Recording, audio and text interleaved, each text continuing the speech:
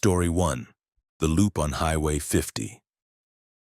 Marcus Webb had been hauling freight across the western United States for 23 years, and in all that time he thought he had seen everything the open road could throw at him. Blizzards in Wyoming, dust storms in New Mexico, fog so thick in Oregon that he couldn't see his own hood ornament.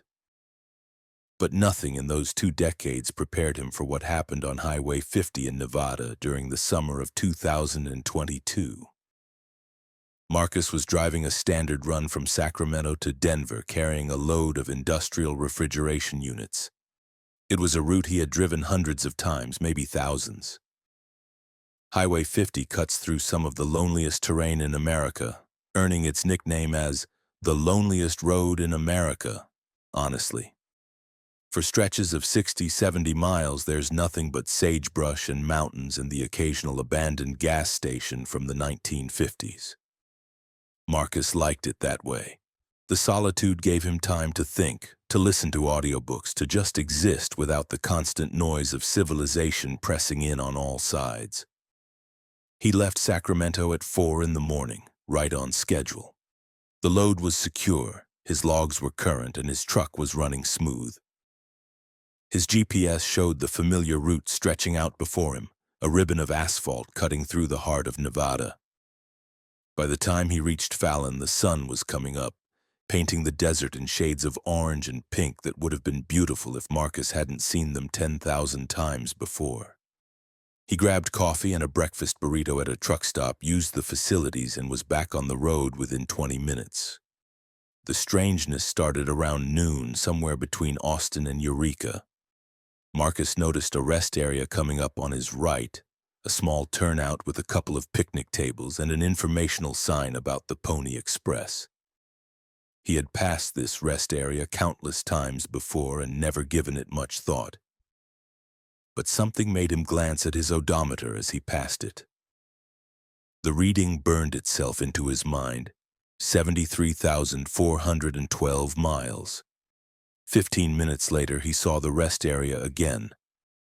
At first, Marcus thought he had simply lost track of time, that maybe he had been driving for longer than he realized. But when he checked his odometer, it read 73,412 miles. Exactly the same. He felt a cold finger of unease trace down his spine. He checked his trip meter. It showed he had driven 37 miles since his last reset in Fallon. That was impossible. He had definitely traveled more than 15 minutes from the rest area. Marcus picked up his CB radio and clicked it on. "Breaker, breaker. This is Iceman. Anybody out there got their ears on?" Static answered him. He tried again. "This is Iceman on Highway 50 eastbound looking for a radio check." More static. That wasn't unusual on this stretch of road. Sometimes you could go an hour without hearing another trucker.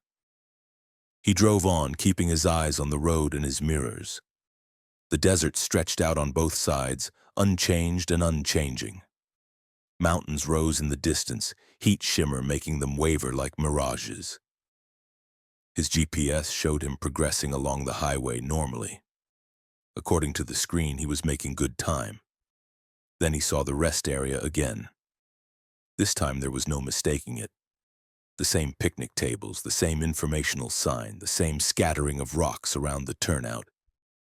Marcus felt his heart start to pound. He looked at his odometer, 73,412 miles. His trip meter, 37 miles since Fallon. He grabbed his phone. No signal. That wasn't surprising, but it felt sinister now. Isolating. Marcus pulled over onto the shoulder, his hazard lights flashing. He climbed out of the cab and the heat hit him like a physical force. It had to be over 100 degrees. He walked around his truck, checking the tires, the trailer coupling, anything that might explain what was happening. Everything looked normal. The refrigeration unit on his trailer hummed along, keeping its cargo cool. He could hear the sound of his own breathing, the crunch of gravel under his boots, nothing else. He got back in the cab and pulled back onto the highway. He would drive slowly this time, paying attention to every detail. He noted landmarks as he passed them. A dead Joshua tree that looked like a skeleton reaching for the sky. A mile marker reading 112, a rusted-out car frame 30 yards from the road. He checked his watch and marked the time. He would drive for exactly 10 minutes and see what happened. 10 minutes later, he passed the dead Joshua tree again. The mile marker reading 112, the rusted-out car frame, and then the rest area. Marcus felt panic rising in his chest. This wasn't possible. Roads didn't loop. Geography didn't work this way. He had driven Highway 50 hundreds of times. There was no loop. But he was experiencing it. The evidence was undeniable. He tried the CB again. Mayday, Mayday, this is Iceman on Highway 50. I've got an emergency situation here. If anybody can hear me, please respond. Static. He switched channels, tried again. Nothing but white noise. For the next 2 hours, Marcus drove that same stretch of highway over and over. He passed the rest area 17 times. He tried driving fast, flooring it, pushing his truck up to 80 miles an hour. He tried driving slowly, crawling along at 30. He tried driving with his eyes closed for 10 seconds at a time, which was incredibly dangerous, but he was desperate. Nothing changed. The loop continued. The sun began to sink toward the western horizon, and a new fear gripped Marcus. What would happen when darkness fell? Would he be trapped in this loop forever, driving the same 15 minutes of highway for eternity? Would he run out of fuel? He checked his gauge, 3/4 of a tank. That should have been impossible, too. He had been driving for hours. He should have burned through a significant amount of fuel. As the sky turned purple and orange, Marcus saw something different. A car was parked at the rest area. An old sedan, maybe from the 1970s, painted a faded blue. It hadn't been there before. Or had it? Had he just not noticed? Marcus slowed as he approached, trying to see if anyone was in the vehicle. The windows were dark. He couldn't make out any details. He passed the rest area and the car disappeared behind him. When the loop brought him back around 15 minutes later, the car was gone. But now there was a figure standing near one of the picnic tables. A person just standing there, facing the highway. Marcus hit his brakes, the truck's air brakes hissing as he slowed. The figure didn't move. Even as Marcus crawled past at 10 miles an hour, the figure remained perfectly still. Arms at its sides, face pointed toward the road. Marcus couldn't tell if it was a man or a woman. The person was wearing dark clothing, and the failing light made details hard to distinguish. But something about the figure's posture, the way it stood so unnaturally still, made Marcus's skin crawl. He didn't stop. He pressed the accelerator and moved on. The next time around, there were 3 figures, all standing in the same spot, all facing the road with that same unnatural stillness. Marcus felt his hands shaking on the wheel. The time after that, there were 7 figures, then 12. They were multiplying, appearing out of nowhere, forming a silent audience watching him drive past again and again and again. Darkness fell completely and Marcus turned on his headlights. The figures at the rest area were illuminated in the beam and Marcus got his first clear look at them. They had no faces. Where their features should have been, there was just smooth skin, blank and featureless. Marcus screamed, the sound tearing from his throat involuntarily. He pushed the accelerator to the floor. The loop continued. Each time he passed the rest area, there were more figures, dozens of them now, crowding the turnout, spilling out onto the shoulder of the road, all faceless, all perfectly still, all watching him. Marcus prayed. He hadn't been to church since he was a kid, but he prayed now, begging God or the universe or anything that might be listening to let him out of this nightmare. The figures kept multiplying. There were hundreds of them now, thousands, forming a mass of dark shapes that seemed to pulse in his headlights. And then, as he completed what must have been his 50th pass through the loop, something changed. The figures all turned at once, moving in perfect synchronization. They were no longer facing the highway. They were all facing away, looking toward the desert, toward the dark mountains in the distance. And Marcus felt the loop break. He surged forward, the highway stretching out ahead of him into new territory. His odometer spun forward. His GPS updated. He was past it. He was free. Marcus drove for 3 hours straight, not stopping, barely breathing, his hands locked on the wheel. He didn't slow down until he saw the lights of Ely, Nevada, blazing in the distance like a beacon of salvation.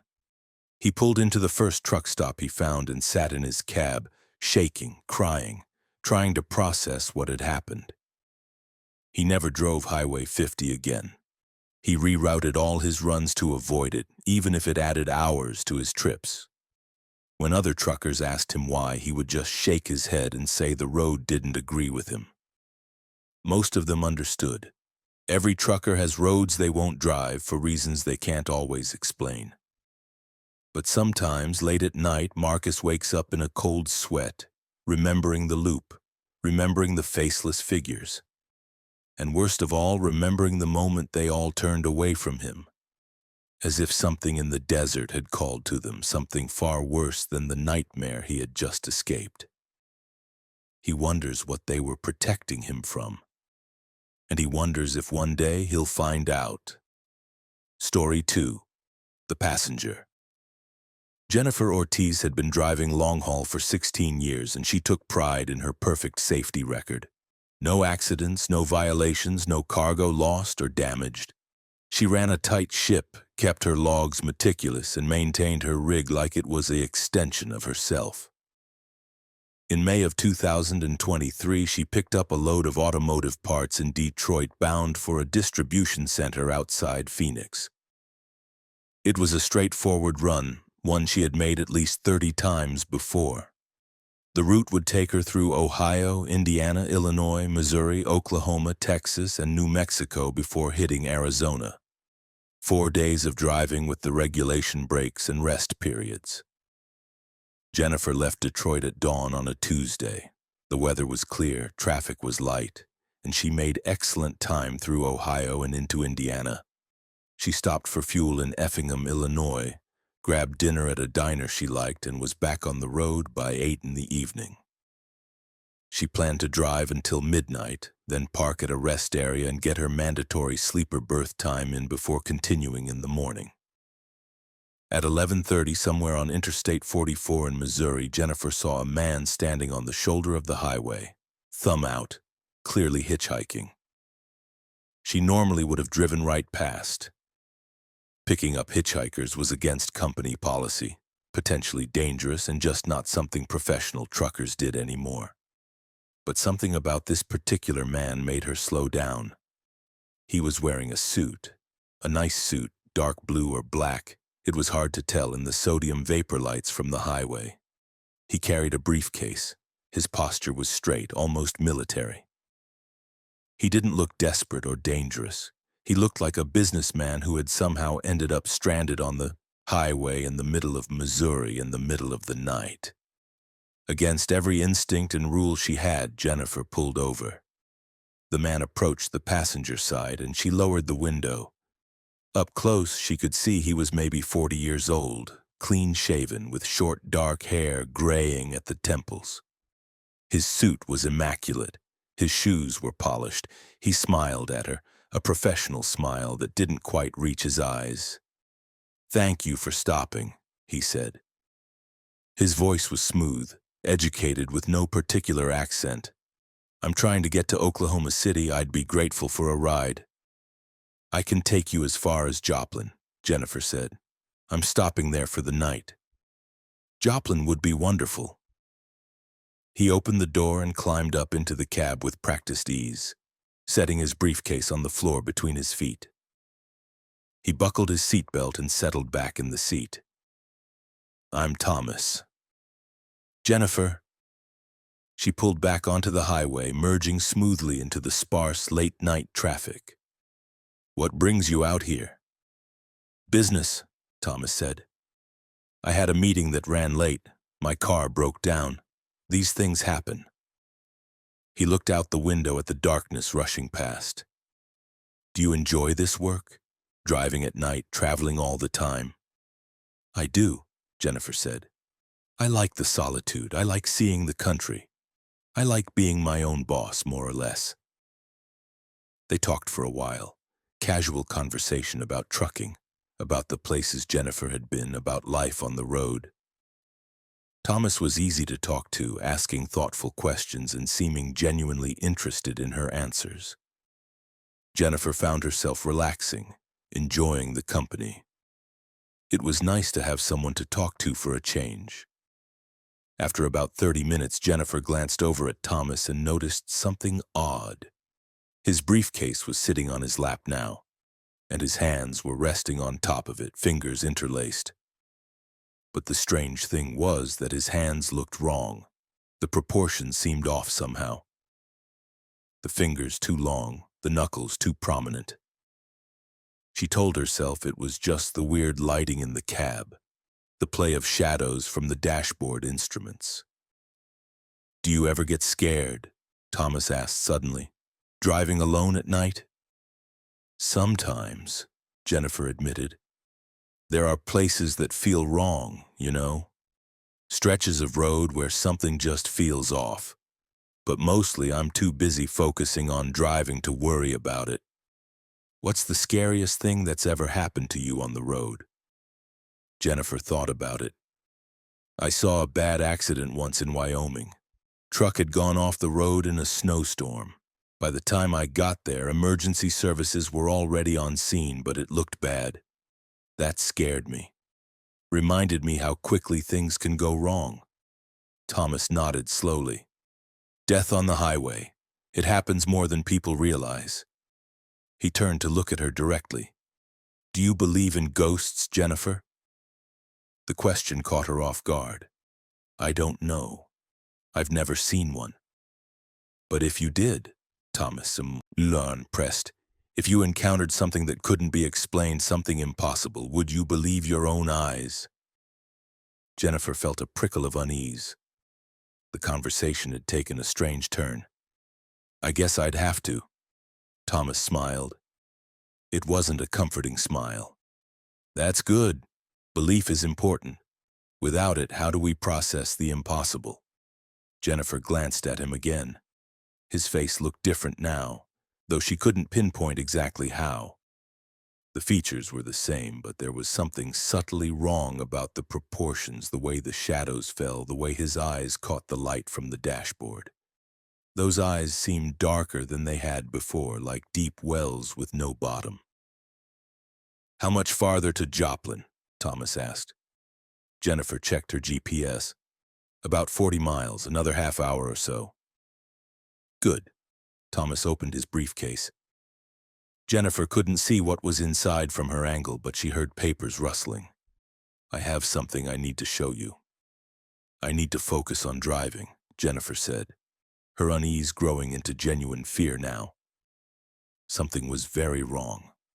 She couldn't articulate what, but every instinct was screaming at her to get this man out of her truck. It will only take a moment. Thomas pulled something from the briefcase. It looked like a photograph, but it was too dark for Jennifer to make out details. Look at this. I'm driving, I can't look at anything. Thomas held the photograph up closer, bringing it into her peripheral vision. Jennifer's eyes flicked toward it involuntarily, and what she saw made her blood turn to ice. It was a photograph of her truck. Her exact truck, same number on the cab, same company logo. But the truck in the photo was crashed, crumpled against a concrete barrier, the cab completely destroyed. And visible through the shattered windshield was a body slumped over the steering wheel, covered in blood. What the hell is that? Jennifer demanded, her voice shaking. Is that supposed to be funny? Is that some kind of threat? It's not a threat, Thomas said calmly. It's a warning, or perhaps a premonition. It's difficult to explain the distinction. Jennifer grabbed her CB radio with her right hand, keeping her left on the wheel. I don't know what kind of sick game you're playing, but I want you out of my truck. Now. Thomas didn't move. "We're on the highway, Jennifer. You can't exactly pull over here. And besides, you need to hear what I have to say. It's important." "I don't need to hear anything from you. I need you out of my truck." Jennifer pressed the talk button on her CB. "Breaker, breaker, this is Silver Eagle on eastbound 44. I need—" Thomas reached over and put his hand on the CB, and Jennifer saw his hand clearly for the first time. It wasn't human. The fingers were too long, jointed in too many places, ending in points that weren't quite claws but weren't quite nails either. The skin had a grayish tint that looked wrong under the dashboard lights. Jennifer screamed and jerked the wheel, pulling hard to the right. Thomas grabbed her arm with his other hand, and his grip was inhumanly strong, cold, like being grabbed by a statue. "Don't," he said sharply. "You'll crash. You'll fulfill the photograph." "What are you?" Jennifer tried to pull her arm free, but his grip was unbreakable. The truck was veering toward the shoulder. She corrected, her heart hammering so hard she thought it might burst from her chest. "I'm something that shouldn't exist," Thomas said. "Something that slipped through the cracks. I ride the highways, Jennifer. I watch. I record. Sometimes I interfere. Tonight, I'm interfering." "Why? What do you want from me?" Thomas released her arm and settled back in his seat. His face was fully visible now in the dashboard lights, and Jennifer could see that it wasn't a face at all. It was a mask of some kind, or an illusion. Something that looked like a human face when you weren't paying attention but revealed itself as artificial under scrutiny. The eyes were too glassy, the skin too smooth, the movements too mechanical. "In approximately 4 miles, Thomas said, there's going to be a car in your lane. The driver fell asleep at the wheel. If you continue at your current speed, you'll hit that car at 11:56 and 32 seconds. The impact will kill you and the other driver. I'm here to prevent that." "How would you know that?" "Because I've seen it happen. I've seen the aftermath. Time doesn't work for me the way it works for you. I experience probabilities and possibilities in addition to actualities. And this particular probability was too significant to ignore." Jennifer wanted to argue, wanted to call him insane, wanted to throw him out of her truck. But his hand, that impossible hand, made it clear he wasn't human. And something in his voice, despite its artificial quality, carried a weight of truth that she couldn't dismiss. "What do I need to do?" she asked. "In 3 miles, slow down. Reduce your speed to 45 miles per hour. You'll see the car drifting across the center line. Honk your horn. Flash your lights. Wake the driver up. They'll correct, the accident won't happen, and both of you will live." They drove in silence for those 3 miles. Jennifer's hands were shaking on the wheel. She counted down the distance on her GPS. At exactly 3 miles, she reduced her speed, dropping from 70 to 45. The truck slowed, the engine sound changing pitch. Ahead in the darkness, she saw headlights in the oncoming lane. As she watched the vehicle, a sedan began to drift left, crossing the center line, moving directly into her lane. Jennifer laid on her horn, a long, blaring blast that shattered the night. She flashed her high beams on and off repeatedly. The sedan jerked, swerved, corrected back into its own lane.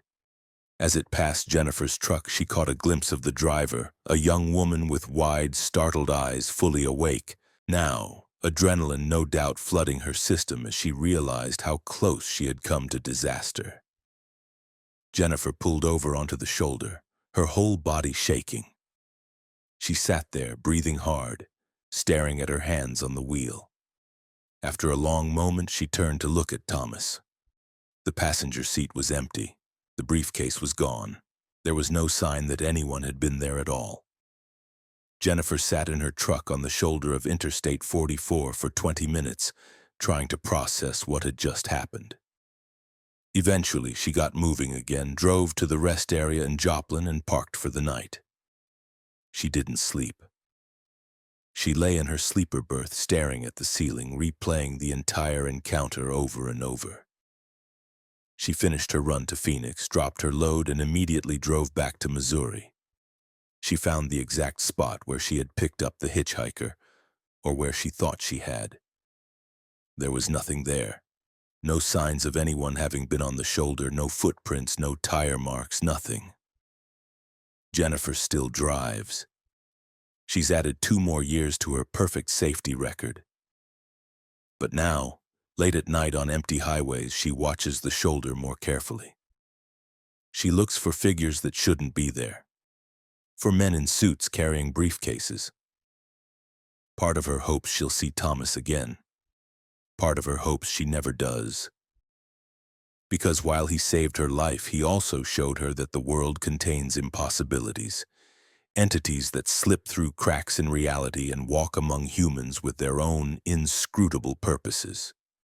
And knowing that truth has made every dark highway seem just a little bit darker, every empty mile just a little more full of unseen watchers, recording, observing, and occasionally interfering in the lives of those who drive through the night. Story 3. The Cargo. Raymond Torres had been hauling specialized freight for 12 years, and he prided himself on never asking questions about his cargo. In the trucking business, especially the kind of trucking Raymond did, discretion was more valuable than speed. He worked for a company that transported sensitive materials, medical equipment, laboratory supplies, things that required special handling and absolute confidentiality. The pay was excellent, and the routes were usually straightforward. In September of 2022, Raymond received a dispatch for what seemed like a routine job.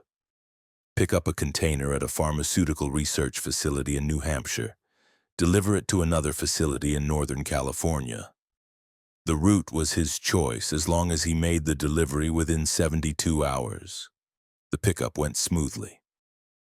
Raymond arrived at the New Hampshire facility at 9 in the morning.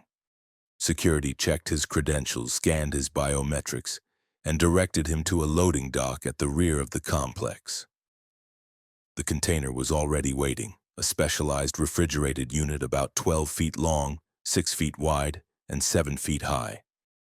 It was made of brushed steel, unmarked except for a series of numbers stenciled on the side. 2 technicians supervised the loading, ensuring the container was properly secured and that its power supply was connected to his truck's auxiliary system. "What's the temperature requirement?" Raymond asked one of the technicians. "It's self-regulating," the technician replied. "Don't touch the controls. Don't open it. Don't disconnect the power. Just deliver it intact." "What happens if there's a power failure?" The technician looked at him with an expression Raymond couldn't quite read. It might have been concern, or it might have been fear. "Make sure there isn't one." Raymond signed the paperwork, secured the load, and headed out. He planned to take Interstate 90 west through Massachusetts, New York, Pennsylvania, Ohio, Indiana, and Illinois, then cut south and pick up 80 west through Iowa, Nebraska, Wyoming, Utah, and into Nevada before dropping down to California. It was a long haul, but the route was mostly straightforward, good highways all the way. The first 2 days went fine. Raymond made his scheduled stops, grabbed food and fuel, logged his rest periods, and kept moving. The container hummed along behind him, its refrigeration unit running smoothly, maintaining whatever temperature it needed to maintain. Raymond didn't think much about what might be inside. Medical supplies, he assumed, or maybe biological samples. It wasn't his business. On the 3rd day, somewhere in western Wyoming, things started to go wrong. Raymond was driving through a particularly desolate stretch of highway. Nothing but scrubland and distant mountains when he heard a sound from the trailer. It was a thump, like something had fallen or shifted. Raymond frowned. The container was secured. Nothing should be shifting. He checked his mirrors, made sure the trailer was tracking properly, and kept driving. 5 minutes later, he heard it again. Thump. And then, a few seconds later, another thump. A rhythm was emerging. Thump, thump, thump, like something was hitting the inside of the container. Raymond felt unease creeping through him. He told himself it was probably just the refrigeration unit, some mechanical component making noise. But the sound didn't have a mechanical quality. It sounded organic, deliberate. He pulled over at the next rest area, a small turnout with bathrooms and a couple of vending machines. There were no other vehicles in the lot. Raymond walked around to the trailer and stood next to the container, listening. Everything was silent. The refrigeration unit hummed its steady electric drone. Nothing else. Raymond placed his hand on the side of the container. The metal was cold, almost painfully so. He could feel vibration from the refrigeration system. And then he felt something else. A thump from inside, strong enough that he felt it through the metal wall. He jerked his hand back. Something was alive inside the container. Raymond pulled out his phone and called the dispatch number he had been given. A woman answered on the third ring. "This is Torres on run 734 Alpha," Raymond said. "I need to talk to someone about my cargo." "What's the problem, Mr. Torres?" "There's something alive in the container. Something's moving around in there." There was a pause. Raymond could hear keyboard clicks on the other end of the line. "Mr. Torres, your instructions were clear. Don't open the container, don't tamper with it, just deliver it." "Is there a problem with the refrigeration unit?" "No, the unit's fine, but there's something." "Then continue your delivery. You're on schedule. The facility in California is expecting you tomorrow evening." "I need to know what's in the container." Another pause, longer this time. "Mr. Torres, you signed a confidentiality agreement. The contents of the container are classified. Your job is transportation, not inventory. Continue your delivery." The line went dead. Raymond stood in the parking lot, phone in hand, staring at the container. Every instinct told him to open it, to see what was inside. But he had been hauling freight long enough to know that some doors, once opened, couldn't be closed again. And he needed this job. The money was too good to walk away from. He got back in his truck and continued driving. The thumping continued, irregular and unpredictable. Sometimes there would be silence for an hour and Raymond would start to think he had imagined it. Then it would start again, a rhythmic pounding that seemed to echo through the entire trailer. Once, he could have sworn he heard something else, a sound that might have been a voice, though too muffled to make out any words. As the sun began to set, Raymond crossed into Utah. He was making good time despite the stops. He would reach California by tomorrow evening easily. Just one more night on the road, one more morning of driving, and this job would be done. He could collect his payment and forget about the cargo and whatever was inside it. Night fell, and the highway became a tunnel through darkness, his headlights the only illumination. Traffic was sparse. Raymond hadn't seen another vehicle in 30 minutes. The thumping from the container had stopped an hour ago, and the silence was somehow worse than the noise had been. At 11 p.m., Raymond's temperature alarm went off. A red light on his dashboard indicated a problem with the refrigeration unit. His first thought was relief. This was a legitimate reason to pull over, a justification to stop and check the cargo without violating his instructions. He found a wide shoulder and brought the truck to a stop, hazard lights flashing. Raymond grabbed a flashlight and walked back to the container. The refrigeration unit's display panel was flashing an error code. Raymond pulled out the manual from his truck and looked up the code. Coolant pressure loss. That was bad. If the unit wasn't cooling properly, whatever was inside could be compromised. He needed to open the container. Raymond stood there, flashlight in hand, staring at the locked door on the front of the container. The lock required a code that he didn't have. But there was an emergency release, a mechanical override designed for exactly this kind of situation. He found the override panel, flipped it open, and pulled the release lever. The lock disengaged with a heavy clunk. Raymond grabbed the door handle and pulled. Cold air billowed out, fogging in the warm night. The interior of the container was dark, lit only by a few dim blue LED strips along the ceiling. Raymond shined his flashlight inside. The container was set up like a tiny laboratory. There were monitors, equipment racks, tanks of some kind of liquid or gas, and in the center, suspended in a metal framework, was a transparent cylinder about 6 feet tall and 2 feet in diameter. Inside the cylinder, suspended in clear fluid, was a person. Raymond's mind refused to process what he was seeing at first. It looked like a woman, naked, her eyes closed, her hair floating in the fluid around her face. Tubes and wires connected her body to the surrounding equipment. She looked peaceful, almost as if she were sleeping. And then her eyes opened. Raymond stumbled backward, nearly falling off the trailer. The woman in the cylinder was looking at him. Her eyes were wrong, too large, too dark, the irises taking up almost the entire visible eye. She raised one hand and pressed it against the inside of the cylinder. Her mouth moved, forming words that Raymond couldn't hear through the glass and fluid.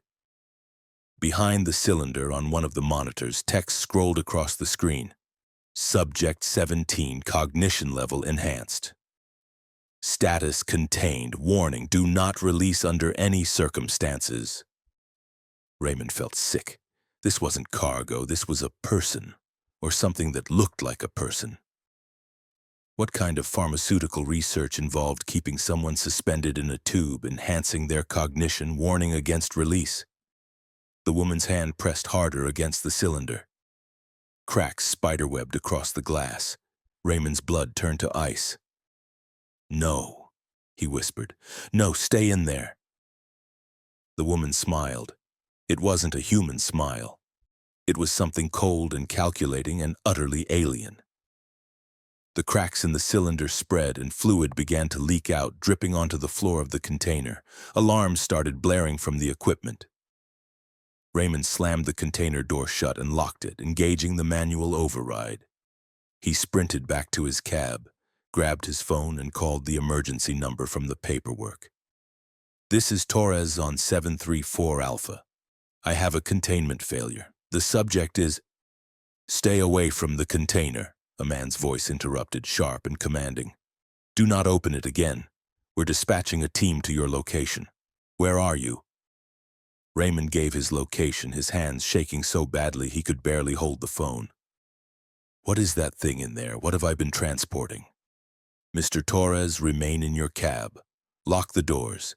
Do not go near the container. A team will reach you within 2 hours." 2 hours? What if it gets out before then? "It won't. The containment cylinder can withstand significant pressure. Just stay in your cab." The line went dead. Raymond sat in his truck, every light on, staring at his mirrors, watching the container behind him. He could hear the alarm still blaring, muffled but persistent. Minutes crawled by like hours. Then the alarm stopped. The silence was absolute. Raymond watched his mirrors, barely breathing. The container door was still closed. Nothing moved. But he could feel something, a presence, an awareness emanating from the trailer.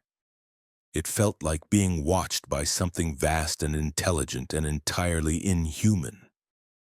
At 1 a.m., headlights appeared in Raymond's mirrors. Not from the direction he expected, not from behind or ahead, but from the desert, off-road, vehicles approaching across the scrubland. They were black SUVs, 4 of them moving fast. They surrounded his truck, and men in tactical gear emerged, carrying weapons that didn't look like any firearms Raymond had ever seen. A woman in a dark suit approached his cab. Raymond rolled down his window. "Mr. Torres, I'm Dr. Chen. I need you to step out of the vehicle." Raymond climbed down. The tactical team was already at the container, unlocking it, opening the door. Dr. Chen placed a hand on Raymond's arm, guiding him away. "Don't look," she said. But Raymond did look. He saw them enter the container. He saw them emerge a few minutes later, carrying the cylinder between them. The woman inside was motionless again, eyes closed, floating peacefully as if nothing had happened. They loaded the cylinder into one of the SUVs. "What is she?" Raymond asked. Dr. Chen looked at him with an expression of profound weariness. "She's a mistake," she said quietly. "An experiment that worked too well. She's intelligent beyond human comprehension, and if she ever got free, she could potentially pose a catastrophic threat, which is why she needs to remain contained and unconscious." "Then why transport her? Why move her at all?" "Because the facility in New Hampshire was compromised. Someone tried to break in 3 days ago. We think they wanted to free her, or worse, weaponize her. We're moving her to a more secure location." Dr. Chen pulled an envelope from her jacket and handed it to Raymond. "Your payment, plus hazard bonus, and a new confidentiality agreement. Sign it and never speak of this to anyone. Refuse and we'll have to pursue other options." Raymond didn't ask what other options meant. He signed the document. The tactical team finished securing the container, closed it up, and departed in their SUVs, taking the cylinder with them. Dr. Chen gave Raymond a new destination, a different facility in northern Nevada. "Deliver the empty container there. They'll unload it and release you." They left. Raymond stood alone on the shoulder of the highway in Utah, surrounded by darkness, his truck idling behind him. He walked back to the trailer, stood next to the now empty container, and tried to process everything he had seen. Raymond completed the delivery to Nevada, dropped the container, and collected the rest of his payment. He took 3 weeks off, the longest break he had taken in years. He tried to convince himself that what he had seen was some kind of hallucination, stress-induced psychosis, anything other than the reality that his company transported things that shouldn't exist, experiments that bordered on crimes against nature. He eventually went back to work. He needed the money and he was good at his job.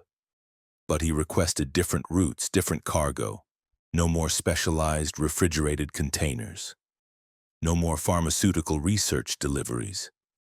His dispatcher accepted the request without comment, which told Raymond that he wasn't the first driver to have a bad experience with that particular type of cargo. Late at night, when he's alone on dark highways, Raymond sometimes thinks about the woman in the cylinder. He wonders where she is now, whether she's still contained, still sleeping, still dreaming whatever dreams a post-human intelligence might have. And he wonders what would have happened if that cylinder had fully shattered, if she had emerged, if her consciousness had been unleashed on an unprepared world. Part of him is grateful he'll never know. But another part of him suspects that sooner or later one of those containers will fail completely, and when it does, humanity will discover exactly what it created in its hubris, and exactly why some experiments should never be conducted at all. Story 4. The Station That Shouldn't Exist. Carl Brennan had driven the route from Minneapolis to Billings more times than he could count over his 18 years as a long-haul trucker. He could practically navigate it in his sleep, every exit, every truck stop, every speed trap memorized through endless repetition. In January of 2023, he picked up a load of agricultural equipment in Minneapolis, bound for a farm supply distributor in Billings. It was winter, which meant dealing with weather, but Carl was experienced with winter driving. He loaded up, checked the forecast, and headed out on a Wednesday afternoon. The first day went smoothly. Carl made it through Minnesota and into North Dakota before stopping for the night at a truck stop in Fargo. He grabbed dinner, got his rest, and was back on the road by 6 a.m. Thursday morning. The weather was holding, just light snow flurries that weren't affecting road conditions. His GPS showed clear sailing all the way to Billings with an estimated arrival time of 8 p.m. that evening. At 3 in the afternoon, somewhere between Dickinson and Glendive, Carl saw a truck stop that he didn't recognize. It wasn't on his GPS. It wasn't marked on any of the highway signs, but there it was, sitting just off the interstate, a large facility with fuel pumps, a diner, and what looked like a motel attached. The sign at the entrance read Midpoint Travel Center. Carl frowned. He had driven this exact stretch of highway hundreds of times. There was no truck stop here. The nearest fuel was another 40 miles west, but his fuel gauge was getting low, and the opportunity to refuel at a place that apparently existed was too convenient to pass up. He took the exit and pulled into the truck stop. The place looked well-maintained, modern even, with clean pavement and updated equipment. But there were no other vehicles in the lot. Not a single car or truck. The place was completely deserted. Carl pulled up to a fuel pump and climbed down from his cab. The cold hit him immediately, a bitter wind that cut through his jacket. He swiped his fuel card at the pump. The screen lit up, displaying the usual prompts. He selected diesel, lifted the nozzle, and began fueling. As the fuel flowed, Carl looked around. The truck stop was eerily quiet. No sounds of traffic from the interstate, which was strange because he could see the highway from where he stood. Cars and trucks should be passing by, making noise, but there was only silence and the whistle of the wind. The fuel pump clicked off. Carl replaced the nozzle and checked the total. 63 gallons, standard for his tank capacity. The price seemed reasonable, not gouging like some remote stops. He climbed back in his truck and decided to check out the diner. He could use a coffee and maybe a sandwich for the road. The diner was attached to the main building. Carl walked across the parking lot, his boots crunching on scattered snow. He pulled open the glass door and stepped inside. Warm air and the smell of coffee greeted him. The interior looked like a classic American diner, red vinyl booths, a long counter with stools, checkered floor tiles.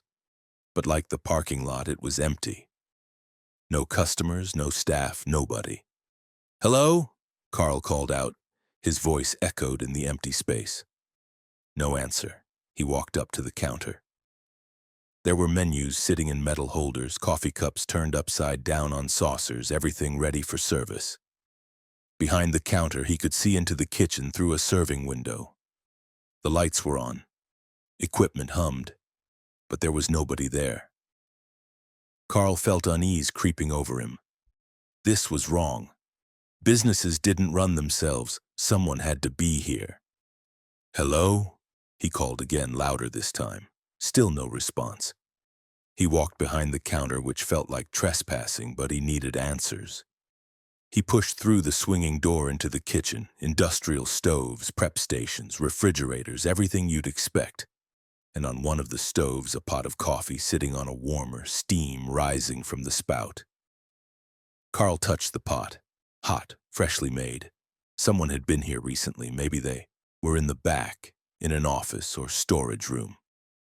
Carl walked deeper into the kitchen, past the prep stations and refrigerators, to a door marked office.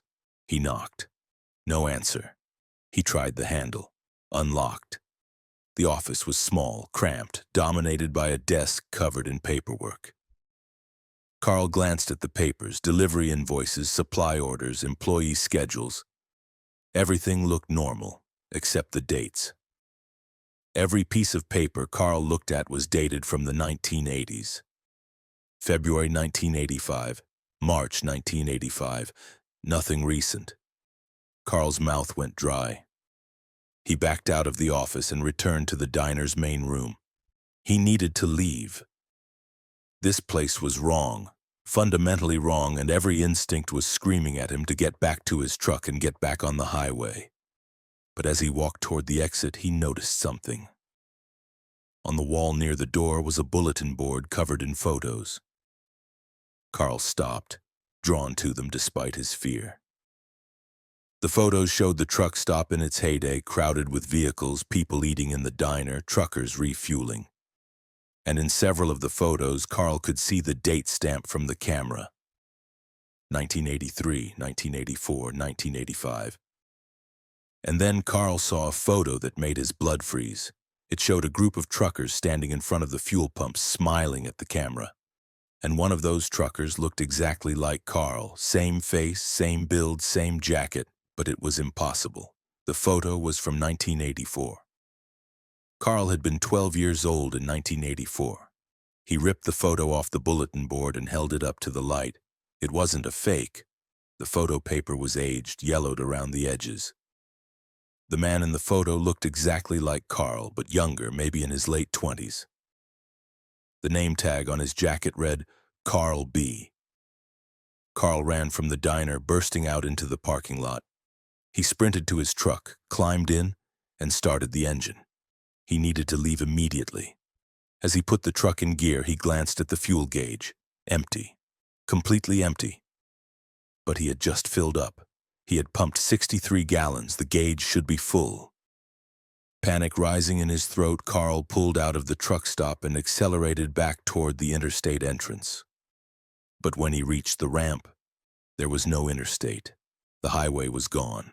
Instead, there was just empty prairie, snow-covered grassland stretching to the horizon. Carl hit the brakes, his truck shuddering to a stop. This was impossible. The interstate had been right there. He had seen it from the fuel pumps. He pulled out his GPS. The screen showed him sitting in the middle of nowhere, no roads anywhere nearby. His phone had no signal. He sat there, engine running, staring at the empty landscape. Minutes passed. Then, in his rearview mirror, he saw movement at the truck stop. Figures were emerging from the building. People, dozens of them, walking out of the diner and the motel, moving toward the parking lot.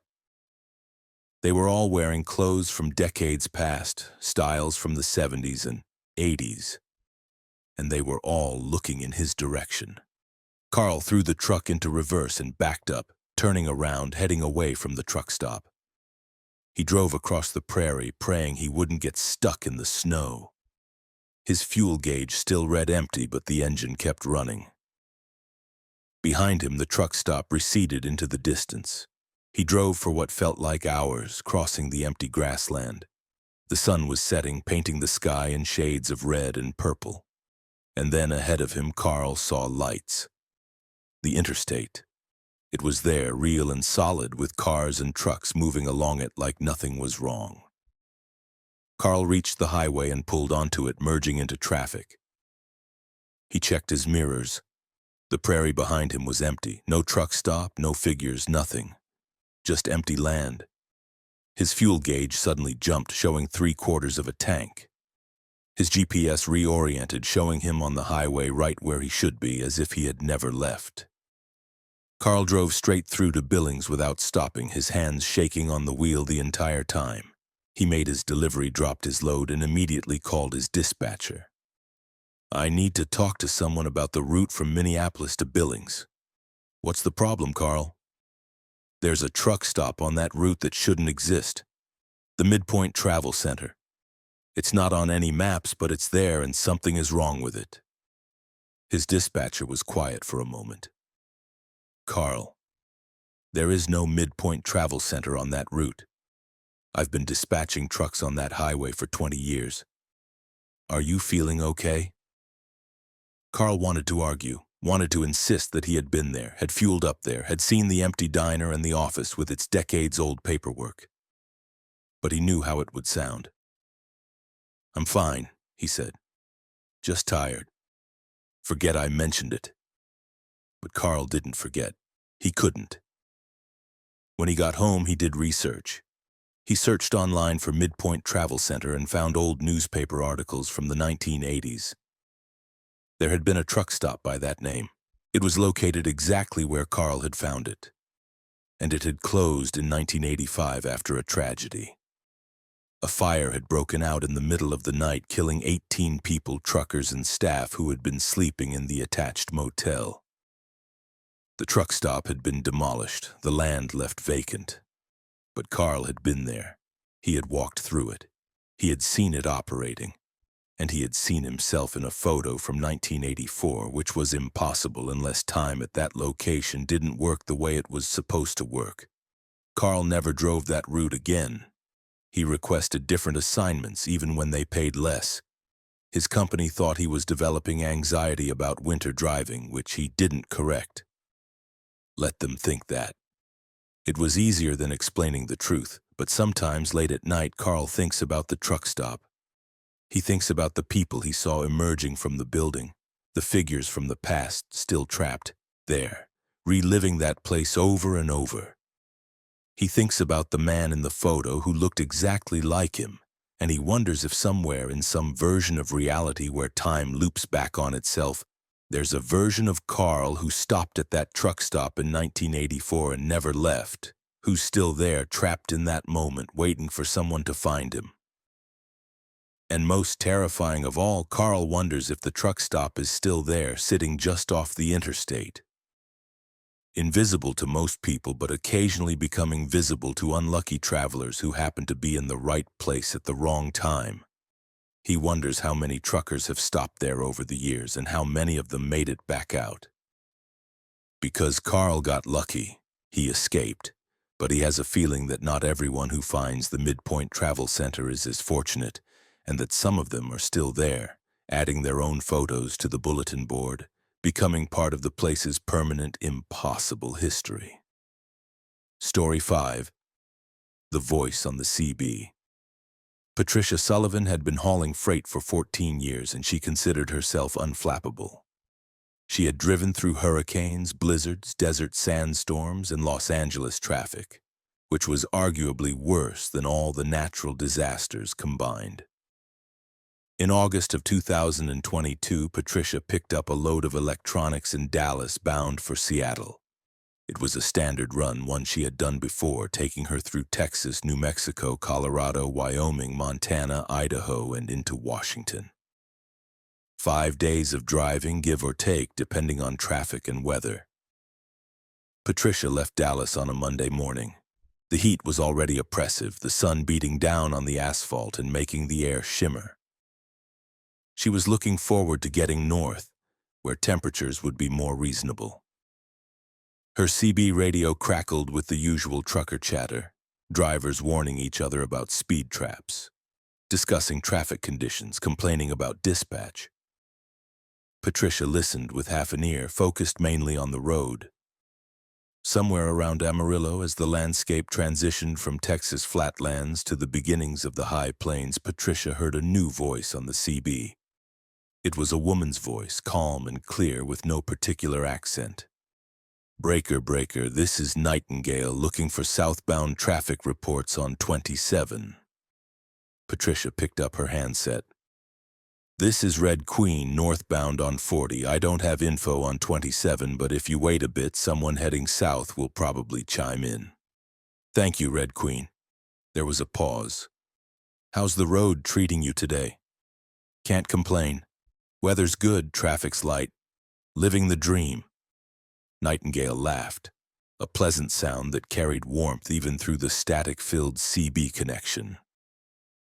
"Aren't we all? How long you been driving?" 14 years. You?" "Longer than I can remember," Nightingale said. "Sometimes it feels like I've been on the road forever." They chatted for a few minutes, the easy banter that truckers fall into to pass the time. Nightingale was knowledgeable, mentioning routes and truck stops with familiarity, sharing tips about good diners and places to avoid. Patricia found herself enjoying the conversation. It was nice to talk to another woman in the industry. There weren't many, and finding one on the CB was always a pleasant surprise. "Where are you heading?" Patricia asked. "South," Nightingale said. "Always south. What about you?" "Seattle. Got a load of electronics that need to be there by Friday." "Long haul. Be safe out there, Red Queen. The road gets strange sometimes." "Strange how?" There was a long pause, static filling the silence. Then Nightingale's voice came back, quieter now. "Just strange. You'll see. Keep your eyes open." Before Patricia could ask what that meant, Nightingale signed off. Patricia tried to raise her again, but there was no response. She shrugged and continued driving. Truckers could be cryptic sometimes, especially the veterans who had been on the road for decades. They saw patterns and meanings in things that newer drivers missed. Patricia drove through New Mexico and into Colorado. She stopped for the night in Pueblo, grabbed dinner and a shower at a truck stop, and slept in her sleeper berth. The next morning, she was back on the road by 6 a.m., making good time northward. The CB continued its steady stream of chatter, truckers reporting on road conditions, traffic, weather. In Wyoming, somewhere between Cheyenne and Casper, Patricia heard Nightingale's voice again. "Breaker, breaker, this is Nightingale on 87. Got a report of an accident up ahead, milepost 123. Southbound lanes are backed up." Patricia checked her GPS. She was on I-25, not Highway 87, but she picked up her handset anyway. "Nightingale, this is Red Queen. Good to hear you again. I'm on 25, not 87, but thanks for the heads up." "Red Queen, good to hear your voice. How's your run going?" "Smooth sailing. I should hit Montana by tonight. Where are you now?" "Still heading south," Nightingale said. "Feels like I've been heading south for a long time. But that's the job, right? Keep moving, keep driving, never really getting anywhere." There was something melancholy in Nightingale's voice that made Patricia uncomfortable. "You okay, Nightingale? You sound a little down." "I'm fine, just tired. Been on the road too long without a break. You ever feel like you're stuck in a loop, Red Queen? Like you're driving the same roads over and over and nothing ever really changes?" "That's the nature of trucking," Patricia said. "We run the same routes, see the same places. But there's beauty in it too. Familiarity, routine." "Maybe," Nightingale said. "Or maybe it's a trap. Maybe we get so comfortable with the routine that we stop noticing when things change, when something goes wrong. Be careful, Red Queen. Pay attention. Don't let the road hypnotize you." "What do you mean? Has something happened to you?" Static. And then nothing. Nightingale was gone again. Patricia felt unease settling over her. Nightingale's words had an ominous quality, like a warning she couldn't quite decipher. But she pushed the feeling aside and focused on driving. People got philosophical on the CB sometimes, especially late at night or when they had been driving for too long. It didn't mean anything. She reached Montana that evening and stopped for the night in Billings. She fueled up, ate, and tried to sleep, but Nightingale's voice kept echoing in her mind. "Don't let the road hypnotize you." What did that mean? The next day, Patricia continued north. She crossed into Idaho, the landscape changing from plains to mountains, the road winding through forests and alongside rivers. Her CB remained active, truckers communicating about weather, road construction, the usual topics. But Nightingale didn't reappear until late that night. Patricia was driving through northern Idaho, less than 100 miles from the Washington border. Traffic was sparse, just the occasional car or truck passing in the opposite direction. The road was dark, lit only by her headlights and the dim glow of her instrument panel. "Red Queen, this is Nightingale. Do you copy?" The voice was urgent now, almost frantic. Patricia grabbed her handset immediately. "Nightingale, I copy. What's wrong?" "I need help. I'm stuck. I can't stop. I've been driving for so long and I can't stop." "Where are you? What's your location?" "I don't know. I'm on a highway, heading south, but I don't know where I am.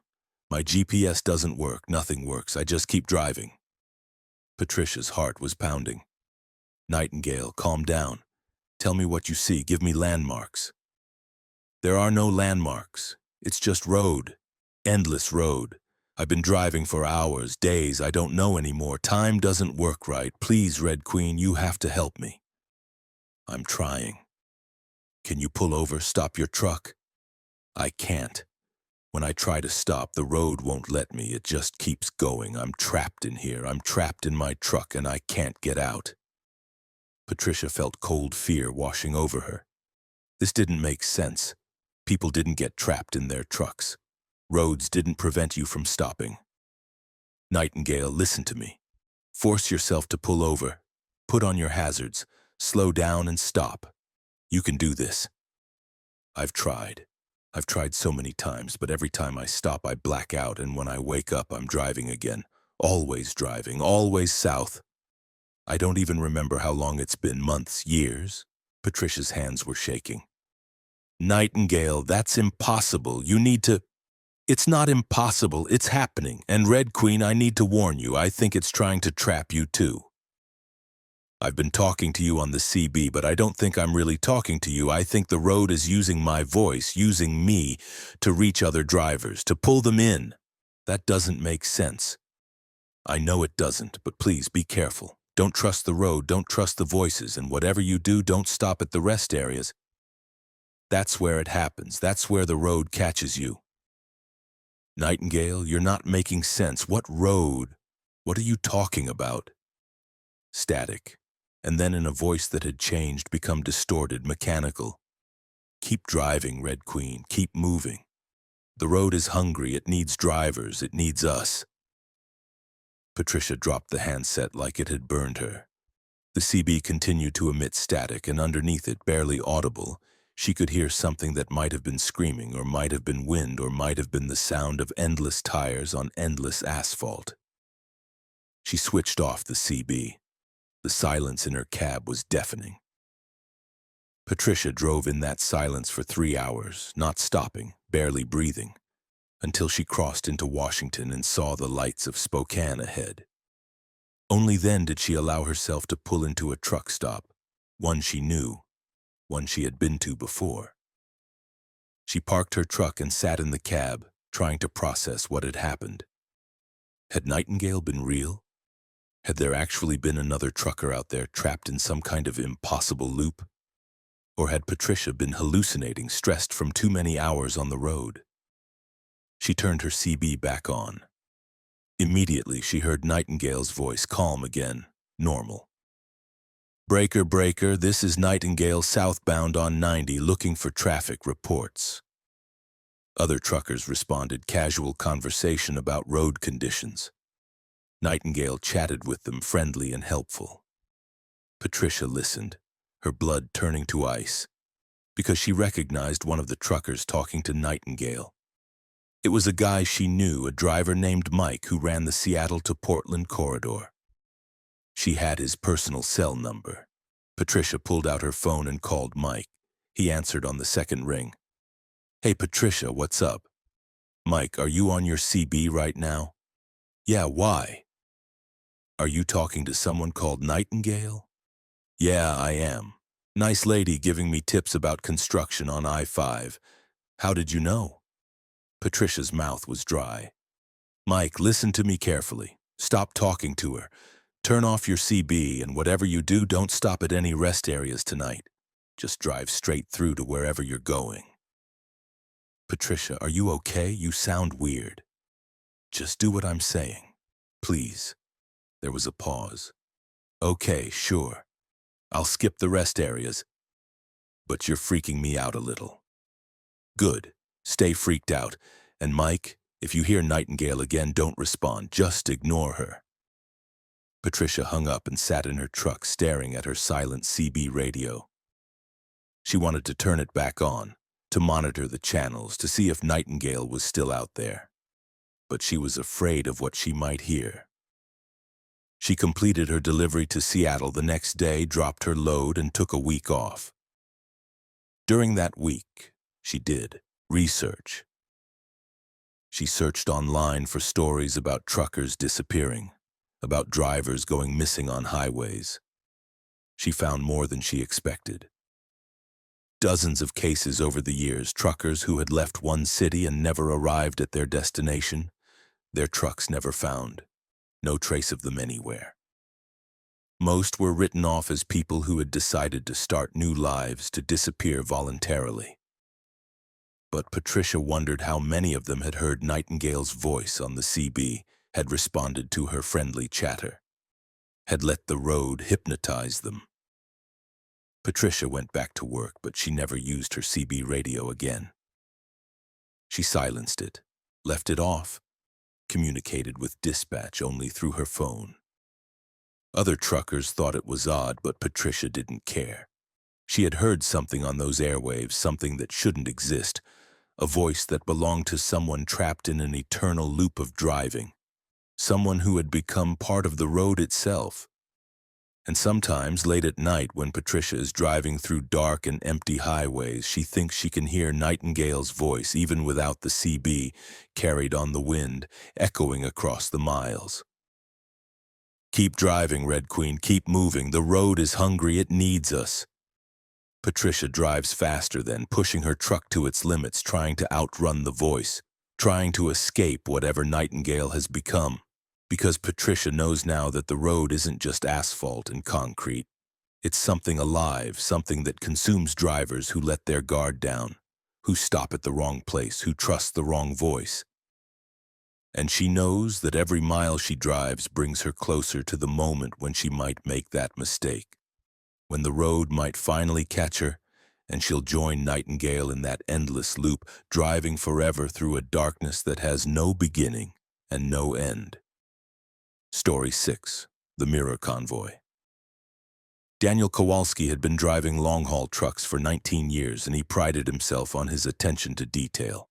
He kept meticulous logs, maintained his rig perfectly, and never took chances with safety. In March of 2023, Daniel picked up a load of construction materials in Phoenix, bound for Boise, Idaho. The route would take him through Arizona, Utah, and into Idaho, mostly on Interstate 84. It was a straightforward run, one he had done many times before. Weather forecast was clear, traffic should be light. Everything was set for an easy trip. Daniel left Phoenix at 5 in the morning. The sky was just beginning to lighten, the desert landscape emerging from shadow as the sun crept toward the horizon. He made good time through Arizona, the miles clicking by smoothly. His truck ran perfectly, the load was well balanced, and traffic was exactly as light as expected. By noon, he was crossing into Utah, right on schedule. At 3 in the afternoon, Daniel noticed something odd in his mirrors. There was another truck behind him maintaining the exact same speed, staying about a quarter-mile back. It was a semi just like his. Same model, same color, even the same company logo on the side. Daniel frowned. His company had several trucks running various routes, so seeing another one wasn't unusual. But this truck seemed to be matching his movements exactly. When Daniel changed lanes, the truck behind him changed lanes. When Daniel accelerated slightly, the other truck accelerated. When Daniel merged back into the right lane, so did the other truck. Daniel picked up his CB radio. "Breaker, breaker, this is Iron Horse to the driver in the blue Freightliner behind me. You out there, buddy?" No response. The truck continued following, maintaining that exact quarter-mile distance. Daniel tried again.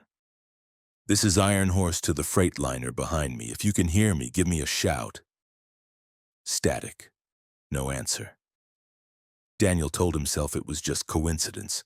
The driver probably had his CB off or was on a different channel, and they just happened to be driving the same route at the same speed.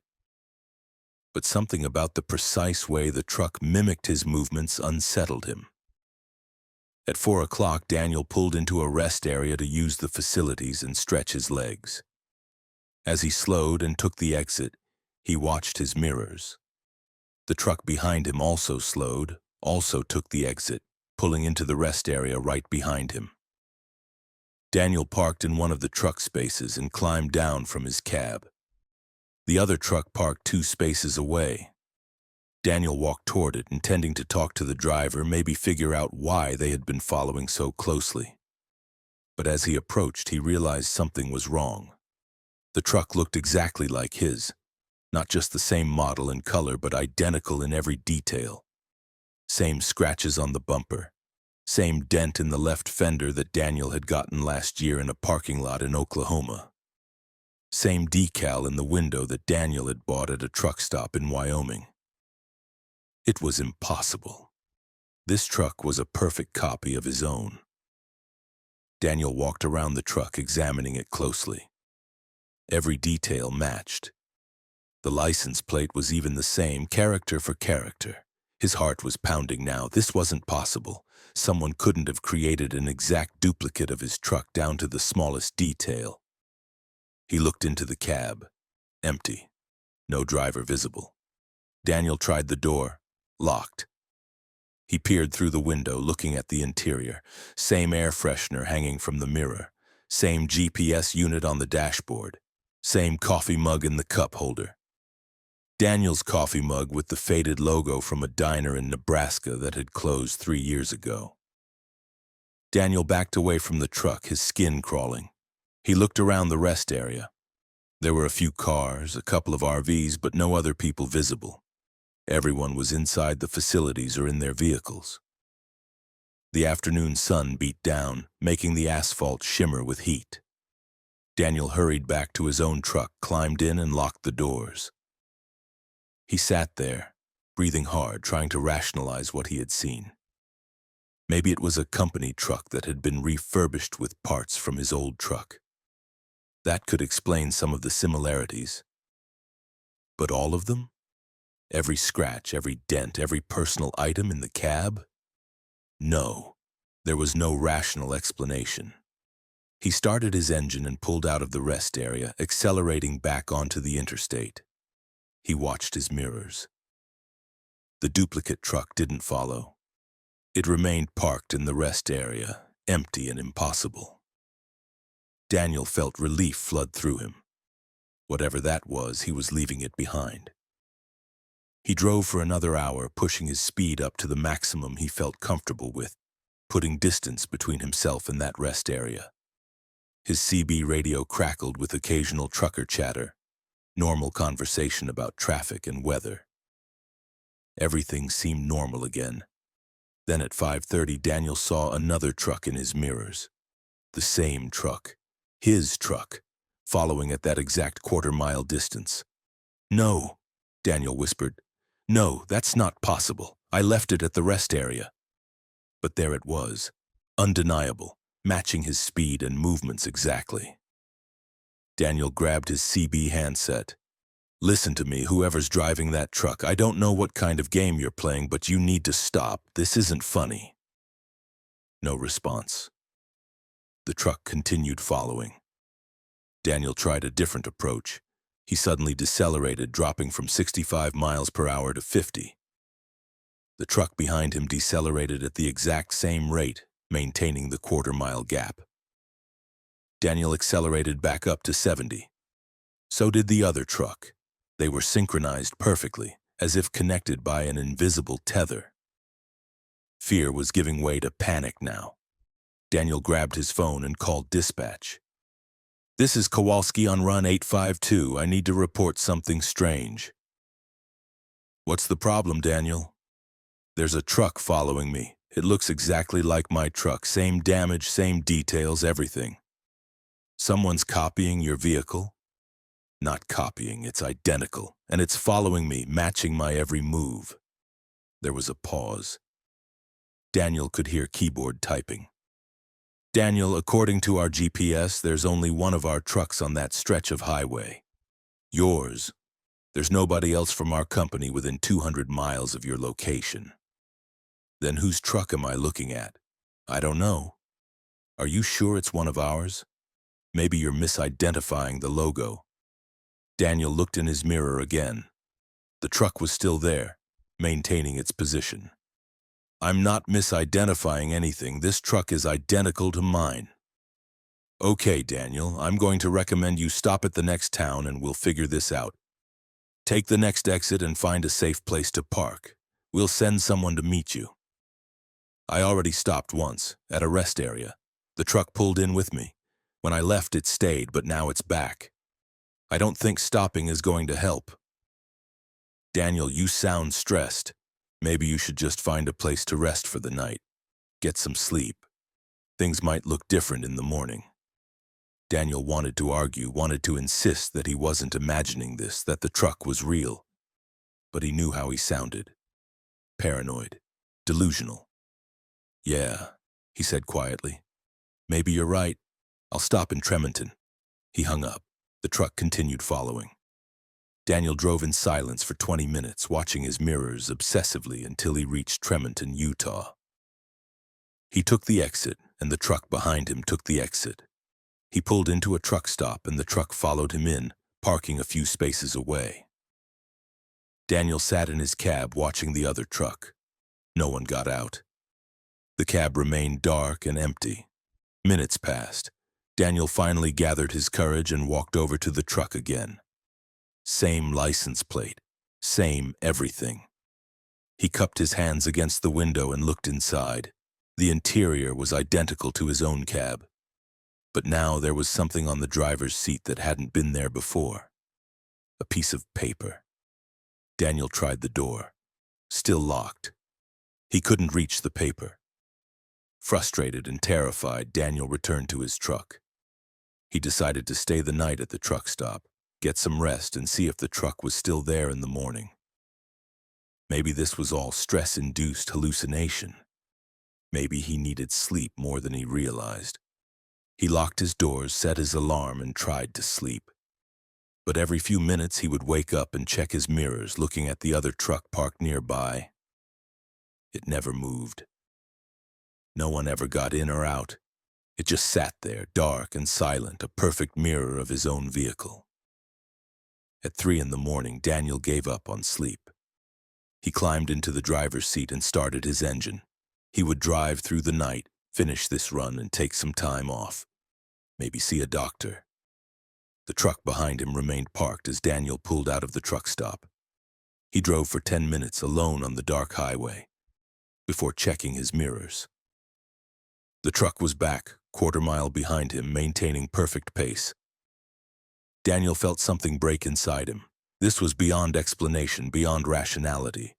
This was something impossible, and he needed to confront it. He pulled onto the shoulder, set his hazards, and got out.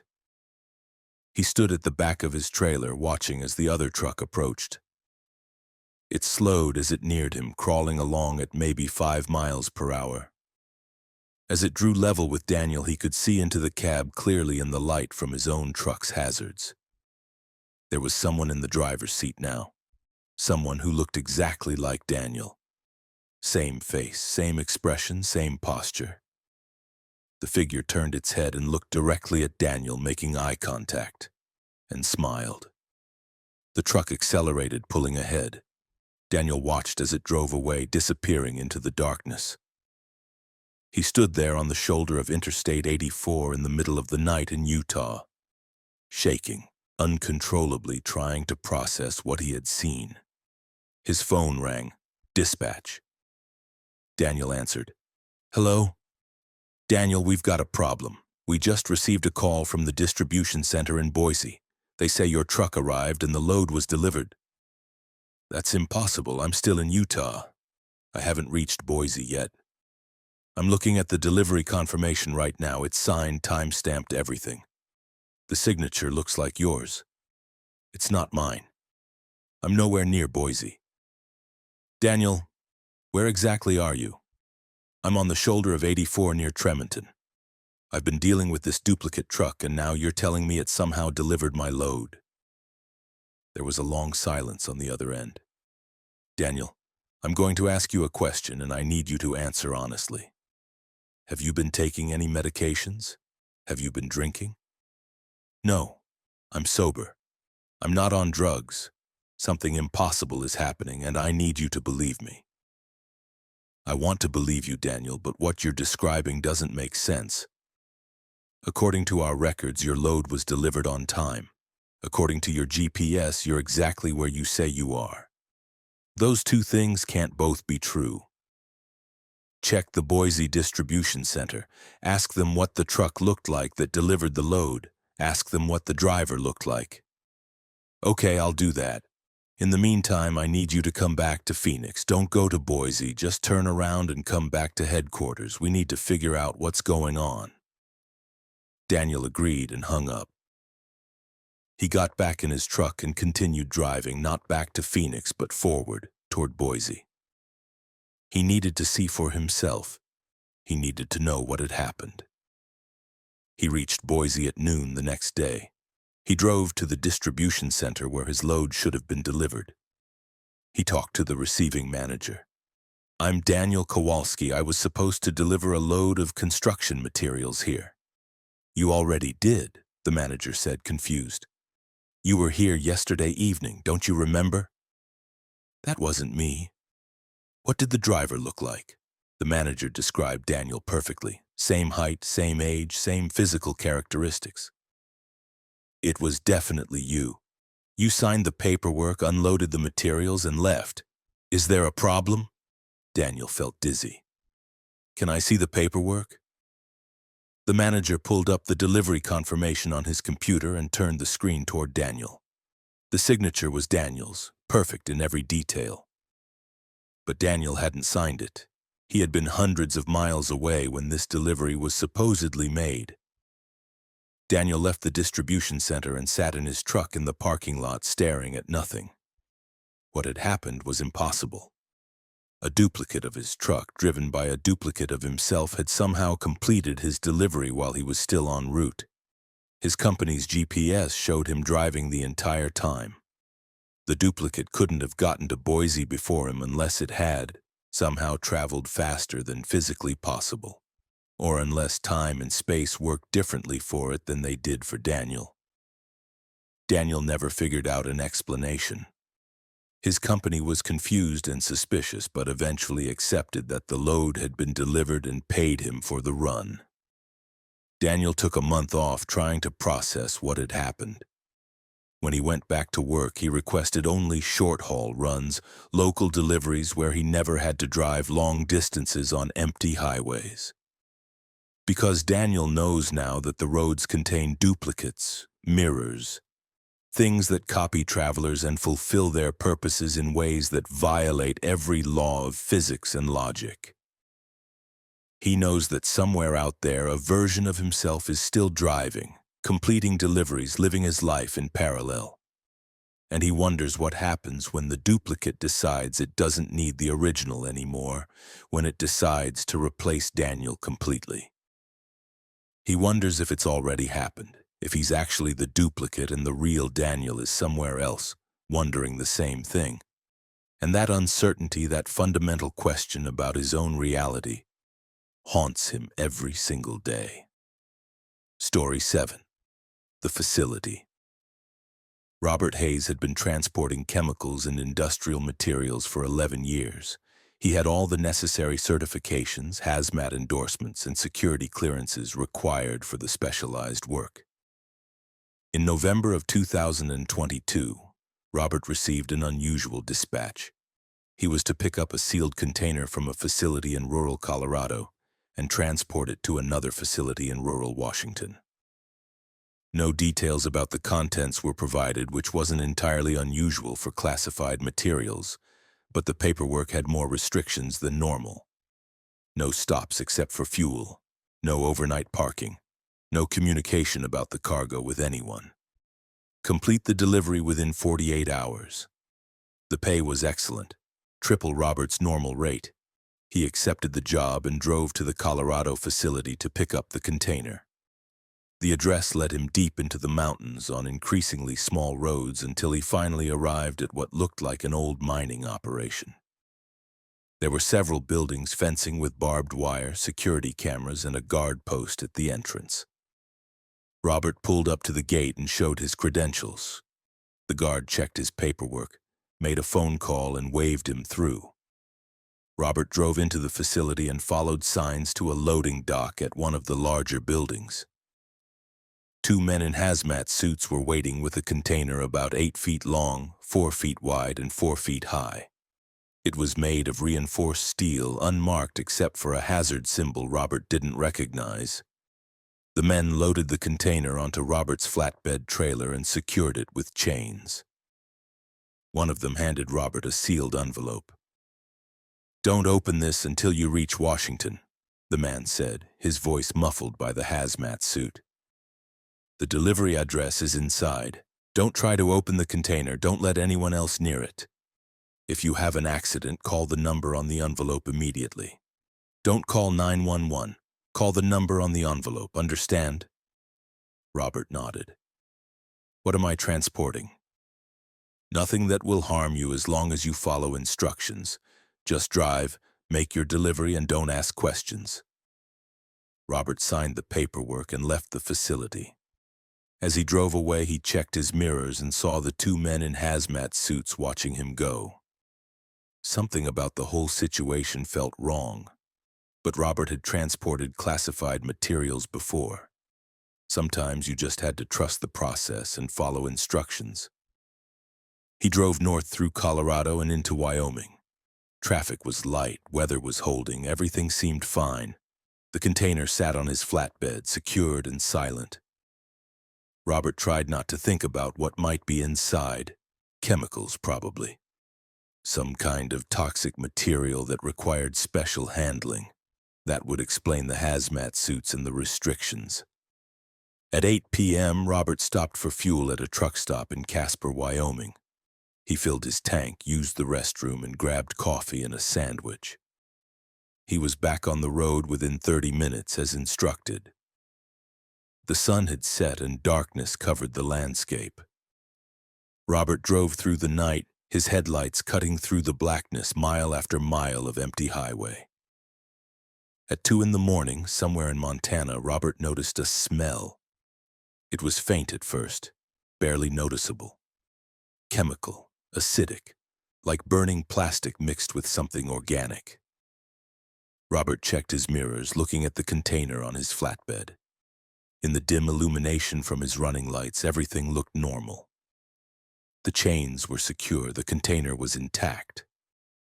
But the smell was getting stronger. Robert pulled over onto the shoulder and got out to inspect the container. He walked back to his trailer, flashlight in hand, and examined the steel box.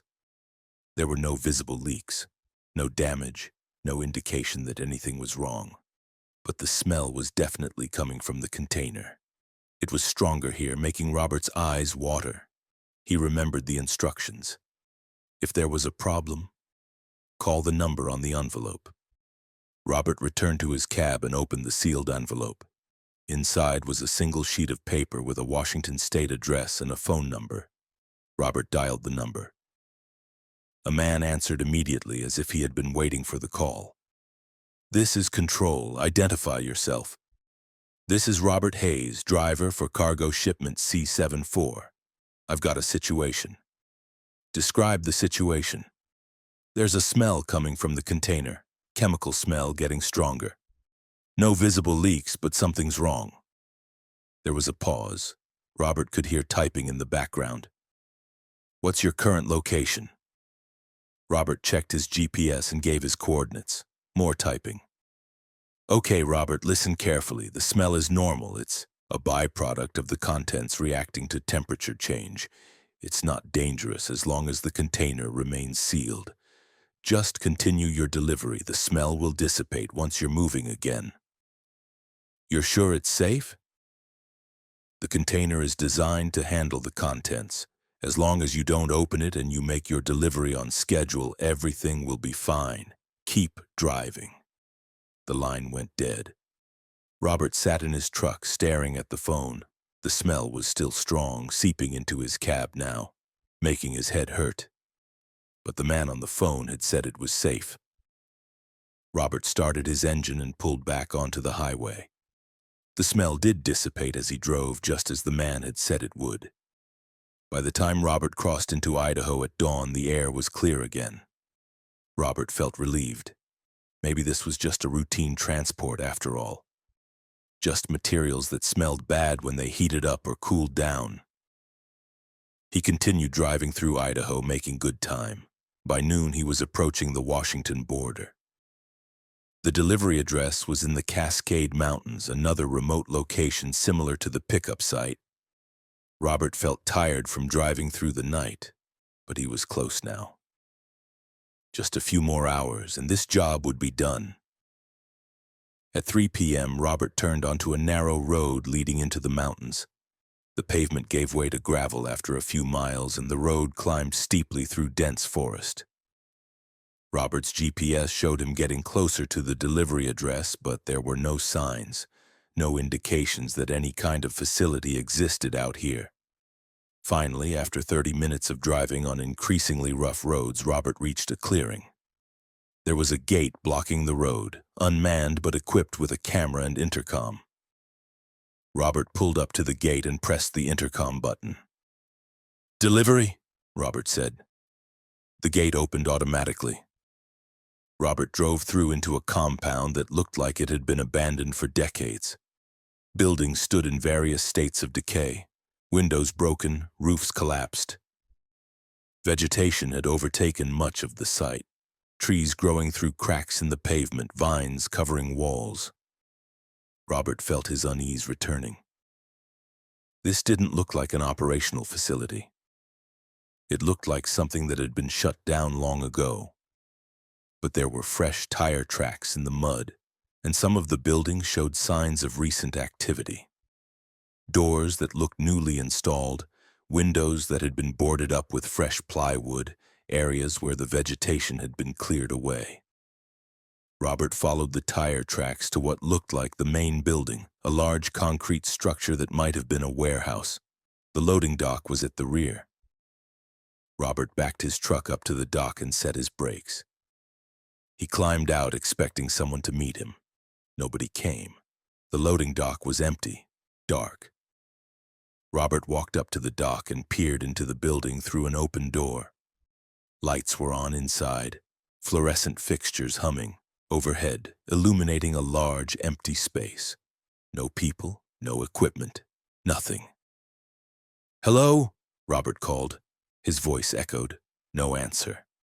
Robert pulled out his phone and dialed the number from the envelope. It rang 10 times before going to a generic voicemail.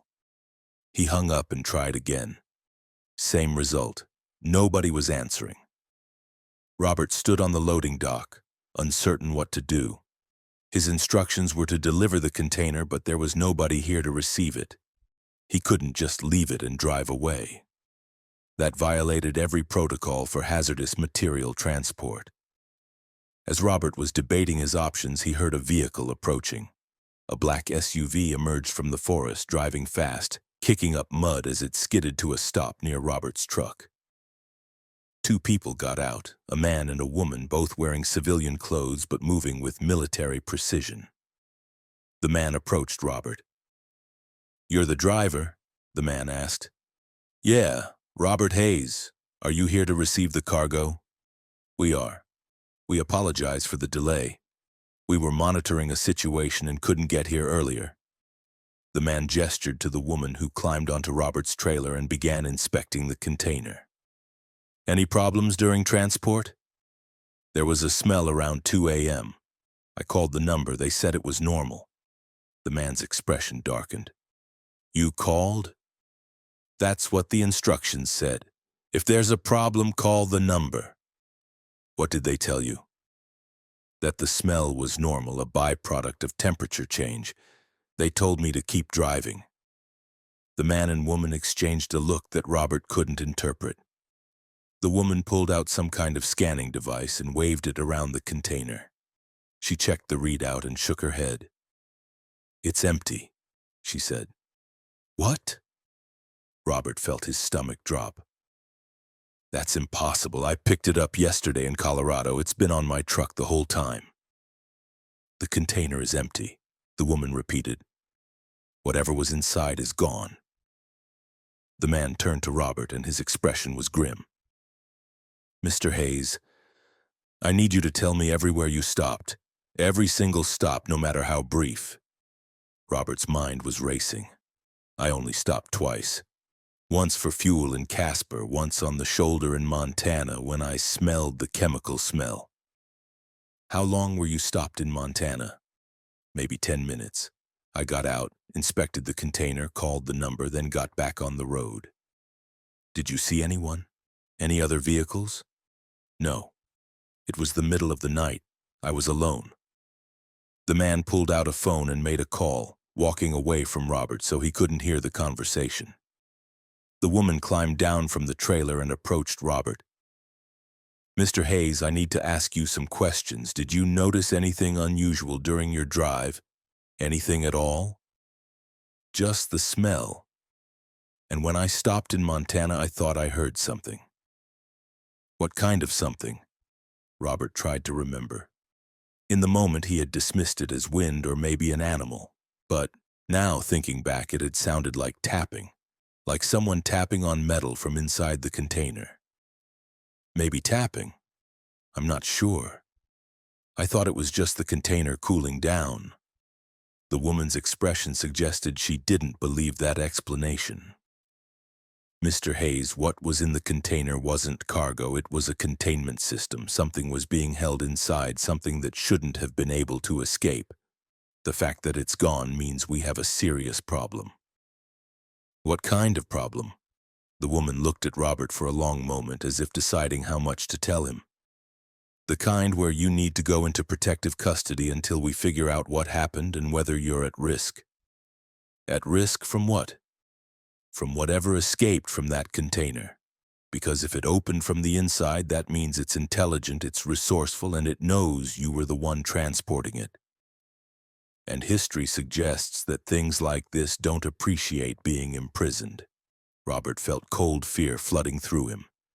Things like what? What was I transporting?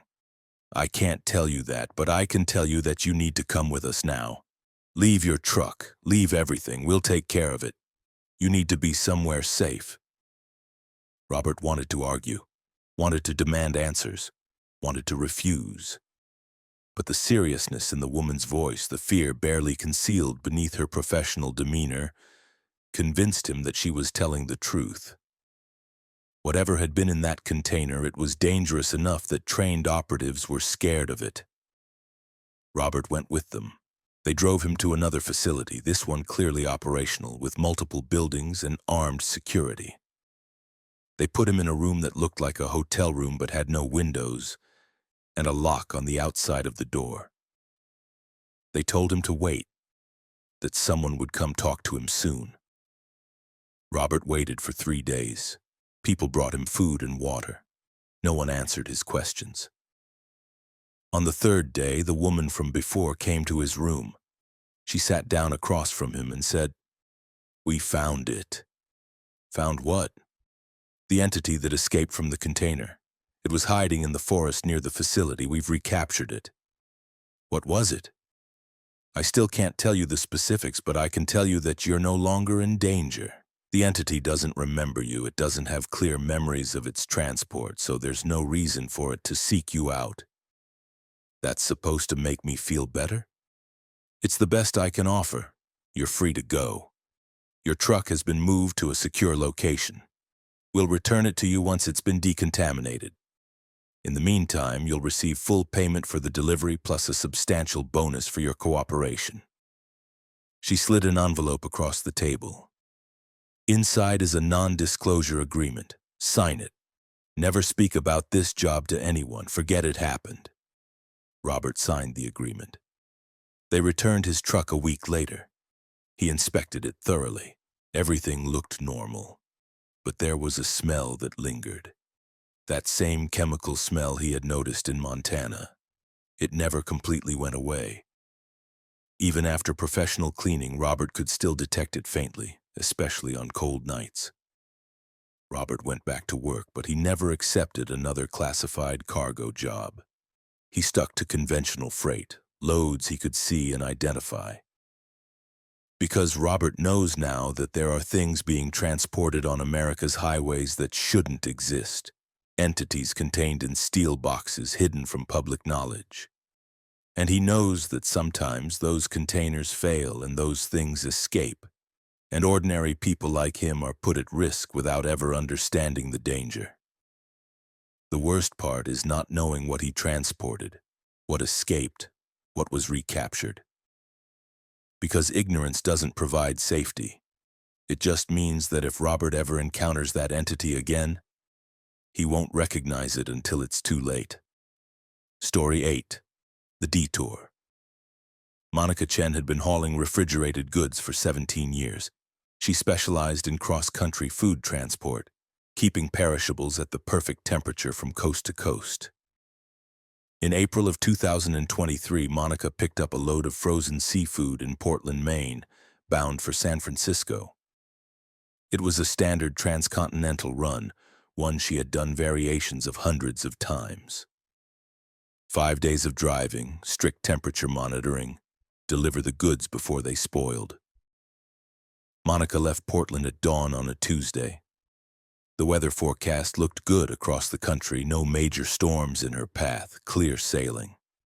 She made excellent time through New England and into New York, her refrigeration unit humming along perfectly, maintaining the negative 20 degrees Fahrenheit required for the seafood. By Wednesday evening, she was crossing into Ohio, right on schedule. On Thursday morning, somewhere in Indiana, Monica saw signs for road construction ahead. The digital signs indicated that the interstate would be closed for the next 50 miles with a detour required. Monica groaned. Detours added time and miles, both of which ate into her profit margin. But there was nothing she could do. She followed the detour signs onto a state highway heading south. The detour route was clearly marked at first, orange signs directing traffic off the interstate and onto smaller roads. But after about 20 miles, the signs became less frequent. Monica checked her GPS for guidance, but it kept insisting she should be on the interstate, not on this state highway. The GPS couldn't seem to calculate a route using the detour. Monica continued following the orange detour signs. They led her through increasingly rural areas, past farmland and small towns that looked like they hadn't changed since the 1950s. Traffic was sparse. Monica occasionally saw other vehicles, mostly local cars, but no other trucks.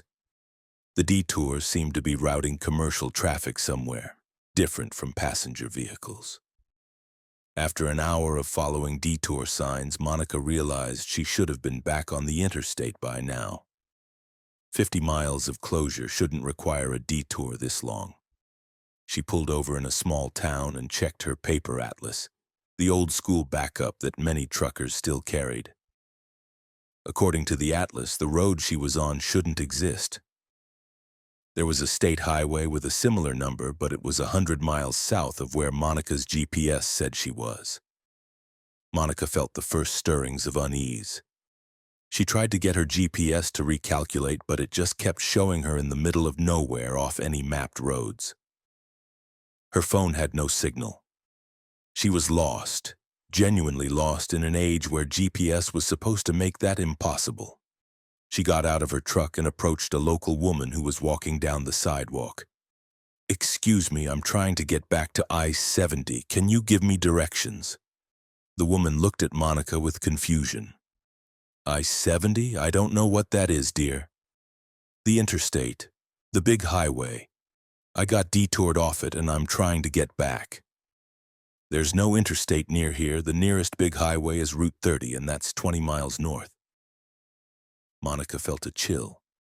"What town is this?" "Harmon. Harmon, Indiana." "Are you lost?" "Yes, I think I am." "Can you tell me what year it is?" The woman's confusion deepened into concern. "Are you feeling all right?" "It's 1986. Monica backed away, her heart pounding. "Thank you," she managed and hurried back to her truck. The woman watched her go, looking worried. Monica climbed into her cab and sat there, trying to control her breathing. The woman had said it was 1986. That was impossible. It was 2023. The woman was mistaken or confused, or maybe Monica had misheard her. But as Monica looked around the town, she saw details that supported the woman's claim. The cars parked on the street were older models, styles from the 80s. The storefronts had outdated signage. A movie theater marquee advertised films Monica recognized as being from the mid-80s. Even the clothing on the few people visible on the street looked period-appropriate. Monica started her engine and drove out of the town, accelerating onto the highway, desperate to find something that made sense. She drove for 30 minutes, and the landscape remained stubbornly wrong. No cell towers, no modern vehicles.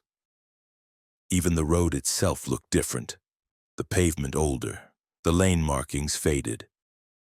Monica saw a detour sign ahead pointing to the left. She took the turn, hoping it would lead her back to the interstate, back to the present day. The road narrowed, becoming 2 lanes of cracked asphalt cutting through dense forest. Monica's unease was growing into real fear now. Something had gone terribly wrong. She wasn't just lost in space. She was lost in time. The road went on for miles, winding through the forest. No signs of civilization. Monica's fuel gauge was getting low. She had maybe an hour of driving left before she would be stranded. And then what? She would be trapped in this impossible place, this version of the past that shouldn't exist. Finally, ahead, Monica saw a building. It was a gas station, old and small, the kind of place that had been common decades ago but had mostly disappeared. Monica pulled in, desperate for fuel and maybe some answers. She parked next to the pumps and climbed down. The gas station looked operational but empty. The pumps were ancient mechanical models with rolling numbers instead of digital displays. The price per gallon was shockingly low, under $1. Monica tried the pump. It worked. She started fueling her truck, watching the numbers roll by, wondering if this fuel would even work in her modern engine. A man emerged from the gas station building. He was old, maybe 70, wearing coveralls and a cap. "Afternoon," he said pleasantly. "Don't get many big rigs through here." "Where is here?" Monica asked. "What town am I near?" "No town nearby. This is just a crossroads. People come through on their way to other places." The old man studied Monica's truck with interest. "That's a nice rig. New model?" "It's a 2022 Freightliner," Monica said. The old man's expression changed, became knowing and sad. 2022, that's a long way from here. Monica felt tears pricking her eyes. "I don't understand what's happening. I was on the interstate, there was a detour, and now I'm here and everything's wrong." "You took the wrong detour," the old man said gently. "Happens sometimes. The roads get confused. They lead people to places and times they shouldn't go. Usually it corrects itself. You just need to keep driving. Eventually you'll find your way back." "How do you know about this? How are you here?" "I've always been here," the old man said. "I run this station. People come through, lost like you, and I try to help them find their way. Some of them make it back, some don't." He pointed down the road, continuing in the direction Monica had been traveling. "Keep going that way. Don't turn off. Don't stop. Just drive. When the sun sets, you'll see a bridge. Cross it. That'll take you back." "Back to when?" "Back to when you belong. 2023, your time." The old man smiled sadly. "Drive safe." Monica finished fueling, and as she went to pay, the old man waved her off. "No charge. You'll need your money when you get back." Monica drove away from the gas station, following the old man's directions. The road continued through the forest, and as the afternoon wore on, the light began to change, becoming golden and then orange as the sun descended toward the horizon. Monica drove in a state of numb shock, barely processing what was happening. As the sun touched the horizon, Monica saw the bridge. It was a massive steel structure spanning a gorge, old-fashioned in design but imposing in scale. Monica had never seen it before, had no idea where it was or what it crossed, but as she approached, she felt something shift, a change in the air, a sense of transition. Monica drove onto the bridge. It was long, maybe a mile, with the gorge dropping away hundreds of feet below. As Monica reached the midpoint, the light changed. The golden sunset glow was suddenly replaced by harsh daylight. Monica looked in her mirrors and saw the forest and the bridge's entrance disappearing, fading like a photograph left in the sun. When Monica reached the other end of the bridge, she was back on the interstate. Modern cars surrounded her. The pavement was new. Cell towers were visible in the distance. Her GPS suddenly recalculated, showing her exactly where she was on I-70 in Indiana. Her phone signal returned. The date on her dashboard clock read Thursday, April 20th, 2023. Only 2 hours had passed since she had taken the detour, though Monica felt like she had been lost for days. Monica pulled into the next rest area and sat there for an hour, shaking, trying to process what had happened. Had it been real? Had she actually traveled back in time, or had she experienced some kind of breakdown, a hallucination brought on by stress or carbon monoxide or exhaustion? But her fuel tank was fuller than it should have been, and in her jacket pocket she found a business card she didn't remember receiving. It was old, yellowed, the paper brittle with age. It read Crossroads Gas and Service with a phone number but no address. Monica tried the phone number. Disconnected, no longer in service. Monica completed her delivery to San Francisco, the seafood arriving perfectly frozen and on time. She took a week off after that run, the first time she had taken more than a few days in years. She tried to find the bridge, searching online for steel structures crossing gorges in Indiana, but nothing matched what she had seen. She tried to find references to Harmon, Indiana, and found a town by that name, but it had been abandoned in the 1990s, nothing left but ruins. Monica went back to work eventually, but she refused to take detours anymore. When road construction or accidents forced traffic off the interstate, Monica would park and wait, sometimes for hours, until the road reopened. Other truckers thought she was being unreasonable, but Monica didn't care. She knew something they didn't. She knew that some detours don't just take you to a different place, they take you to a different time. And the roads between times are maintained by impossible gas stations and old men who have been waiting forever to help travelers find their way home. And Monica knows that she was lucky, that she found her way back, but that not everyone does. Some truckers take those wrong detours and never return, lost in decades in places that no longer exist, driving forever through a past that won't release them. And every time Monica sees a detour sign now, she wonders how many drivers who took those turns are still out there, still driving, still trying to find the bridge that will carry them home. I'll complete stories 6 and 10 for you now. Story 9. The Load That Grew. Continuation. Samuel Rodriguez had been hauling livestock for 13 years, and he knew the business inside and out. He understood animal welfare regulations, temperature requirements, loading procedures, everything necessary to transport living cargo safely and humanely. In July of 2022, Samuel received a dispatch for an unusual job. He was to pick up a shipment of laboratory rats from a research facility in North Carolina and transport them to another facility in Oregon. The paperwork indicated it was a high-priority scientific shipment, and the pay reflected that urgency. Samuel arrived at the North Carolina facility at 8 a.m. on a Monday. Security was tight, multiple checkpoints and identification verifications before he was allowed to enter. A team of technicians met him at the loading dock with a specialized container designed for animal transport. It was climate-controlled, had built-in feeders and water dispensers, and was sealed to prevent the animals from escaping. "How many rats?" Samuel asked one of the technicians. 48, the technician replied. "They're organized into 6 groups of 8. Don't open the container. Don't try to handle them. Just maintain the temperature at 68 degrees and transport them as quickly as possible." "What kind of rats are they? Any special considerations?" The technician hesitated. "They're experimental subjects. They've been genetically modified for research purposes. As long as you keep the container sealed and climate-controlled, there won't be any problems." Samuel signed the paperwork, and the technicians loaded the container into his trailer.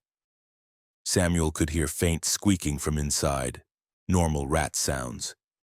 He secured the container, verified that the climate control was functioning, and headed out. The first day of driving was uneventful. Samuel made good time through North Carolina and into Tennessee, stopping only for fuel and food. The climate control system worked perfectly, maintaining the exact temperature required. Samuel could occasionally hear the rats moving around in the container, but nothing seemed amiss. On the second day, somewhere in Missouri, Samuel heard something that concerned him. The squeaking had changed. It was louder, more frequent, and there seemed to be more of it. A lot more. Samuel pulled over at a rest area and walked back to his trailer. He couldn't open the container to check on the rats that violated his instructions, but he put his ear against the side of the sealed unit and listened. The sound was definitely louder than before, and it sounded like more than 48 rats. Samuel told himself he was imagining it, that the sounds were just echoing in the container, making a small number of animals sound like a larger number. He checked the climate control. Still functioning perfectly, 68 degrees exactly. No alarms, no indications of any problems. Samuel got back in his truck and continued driving. But he couldn't shake the feeling that something was wrong. As the day progressed, the sounds from the container grew louder. By evening, it sounded less like squeaking and more like a constant rustling noise, like hundreds of small bodies moving simultaneously. That night, parked at a truck stop in Kansas, Samuel called the contact number from his paperwork.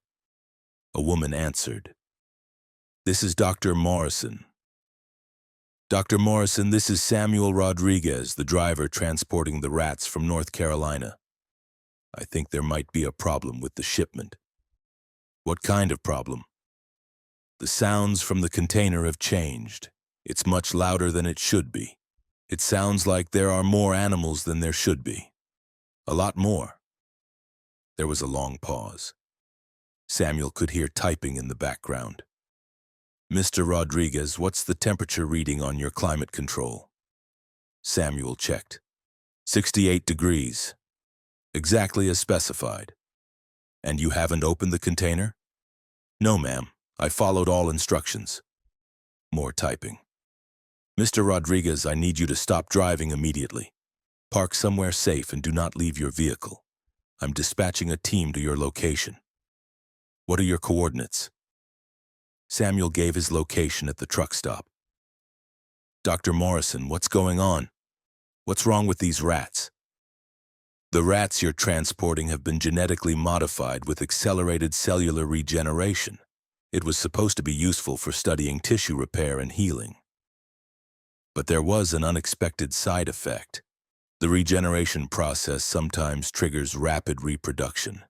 We thought we had neutralized that aspect before shipment, but if you're hearing what I think you're hearing, the process has activated." "Rapid reproduction? How rapid?" "Exponential. Under the right conditions, the population can double every few hours." "Mr. Rodriguez, how long ago did you pick up the shipment?" Samuel checked his logs. 36 hours ago." "Dear God." Dr. Morrison's voice was tight with fear. "If they've been reproducing that entire time, you could have thousands of them in that container. Maybe tens of thousands. The container won't hold that many." "Mr. Rodriguez, I need you to listen very carefully. Do not approach the container. Stay in your cab. Lock all the doors. The team will be there in 4 hours. Just wait." "What happens if the container fails before they get here?" Dr. Morrison didn't answer for a long moment. "Then we have a serious problem. Those rats are aggressive when overcrowded. And they're much stronger and faster than normal rats due to the genetic modifications. If they escape, they could pose a significant threat to the local ecosystem." "And to me?" "Yes, and to you. Stay in your cab." The line went dead. Samuel sat in his truck, staring at his trailer in the mirrors. The rustling sound had become a roar now, audible even from the cab. He could see the container shaking slightly, vibrating from the movement of countless bodies inside. Samuel locked his doors and waited. Other truckers at the stop gave his rig curious looks as they passed by, clearly wondering about the noise coming from his trailer. Samuel ignored them, keeping his eyes on the container. An hour passed. The shaking intensified. Samuel saw a crack appear in one of the seams of the container. His blood went cold. "No," he whispered. "No, no, no." More cracks appeared. The container was failing, buckling under the pressure of the mass of bodies inside. Samuel grabbed his phone and called Dr. Morrison. "The container's breaking. I can see cracks. They're going to get out." "The team is still 2 hours away." "Mr. Rodriguez, you need to leave your truck. Get away from it right now. Go into the truck stop building and lock yourself in a bathroom or storage room. Somewhere small with a door you can secure. Go now." Samuel threw open his door and jumped down from the cab. Behind him, he heard a loud crack as part of the container split open. He ran toward the truck stop building, not looking back. Other truckers were staring now, pointing at Samuel's trailer. And then they started screaming. Samuel reached the building and burst through the doors. He spun around to look back at his truck. Rats were pouring out of the container like a waterfall, thousands of them, maybe tens of thousands. A writhing mass of fur and tails spreading across the parking lot. They were larger than normal rats, each one the size of a small cat with muscular bodies and eyes that gleamed with unnatural intelligence. The rats didn't disperse randomly. They moved as a coordinated mass, like a single organism. Some of them headed toward the building where Samuel stood. Others spread out across the truck stop, investigating vehicles, searching for food or shelter. Several truckers who had been outside scrambled for their cabs, barely making it inside before the rats reached them. Samuel ran deeper into the building, following Dr. Morrison's advice. He found a storage closet, pulled himself inside, and locked the door. He could hear chaos outside, people shouting, the sound of breaking glass, and underneath it all, the chittering of thousands of genetically modified rats. Samuel called Dr. Morrison again. "They're out. They're everywhere. People are trapped in their vehicles. The team is en route with containment equipment. They'll handle it. Just stay where you are." Samuel stayed in that closet for 3 hours. He could hear the rats moving through the building, their claws clicking on the tile floor, their bodies thumping against doors. Several times they scratched at the closet door, but the lock held. Finally, Samuel heard different sounds. Gunfire. Not regular gunfire, but something else, high-pitched and rapid. Tranquilizer guns, maybe, or some other specialized weapon. The scratching at his door stopped. The chittering faded. After another hour, someone knocked on the closet door. "Mr. Rodriguez, this is the containment team. It's safe to come out." Samuel opened the door. The hallway was filled with people in hazmat suits carrying equipment. Dead and tranquilized rats littered the floor, hundreds of them. "Did you get them all?" Samuel asked. "Most of them. Some escaped into the surrounding area. We'll be hunting them for days, maybe weeks. But the main mass has been contained." Samuel walked outside. His trailer was surrounded by more people in hazmat suits. The container had completely split open, its sides bulging outward from the pressure that had built up inside. Trucks equipped with vacuum systems were sucking up rats, both live and dead, collecting them for disposal. Dr. Morrison was there, wearing a hazmat suit, supervising the operation. She saw Samuel and approached. "Mr. Rodriguez, I'm sorry. We should never have transported them. The reproduction trigger was supposed to be completely suppressed. We don't know what activated it." "How many were there?" Samuel asked. "Our preliminary count suggests approximately 30,000 rats were in the container when it failed, starting from 48. That's almost 1,000% increase every 12 hours. If we hadn't contained them when we did, the population could have reached millions within a few days." Samuel felt sick. 30,000 rats in his truck, reproducing and growing and pressing against the walls of their container until it burst. "What happens now?" "We clean up, we hunt down the escapees, and we shut down this entire research program." This experiment was a failure, and it nearly caused an ecological disaster. Dr. Morrison pulled an envelope from her suit. Your payment plus compensation for your truck and trailer. They'll need to be completely decontaminated and refitted. That will take months. Samuel took the envelope but didn't open it. No amount of money could erase the memory of thousands of rats pouring from his trailer, moving as one predatory mass. I want a different line of work. I don't blame you. Samuel never hauled livestock again. He switched to dry goods, electronics, anything that wasn't alive. He sold his specialized livestock trailer and bought a standard dry van. But the nightmares continued for years. He would dream about the sound of scratching, the chittering of countless voices, the feeling of being surrounded by a tide of fur and teeth. And sometimes, late at night, Samuel would read news reports about rats appearing in unusual numbers in Kansas, descendants of the ones that had escaped from his trailer. The articles would mention their unusual size, their aggressive behavior, their resistance to normal pest control methods. Scientists were baffled. Samuel wasn't. He knew exactly where those rats had come from, and he knew that his cargo had permanently changed the ecosystem of that region.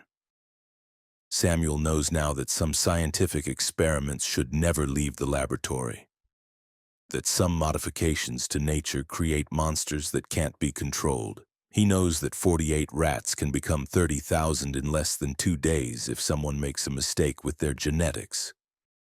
And he knows that he was the person who transported that mistake across the country, who brought that disaster to a quiet truck stop in Kansas where it exploded into a nightmare that will never fully be contained. The rats are still out there, still reproducing at accelerated rates, still spreading. And every rat that traces its lineage back to Samuel's cargo is a reminder that humanity's attempts to improve on nature often create horrors that can never be undone. Story 10. The Last Delivery. Graham Mitchell had been driving trucks for 26 years, longer than many of his colleagues had been alive.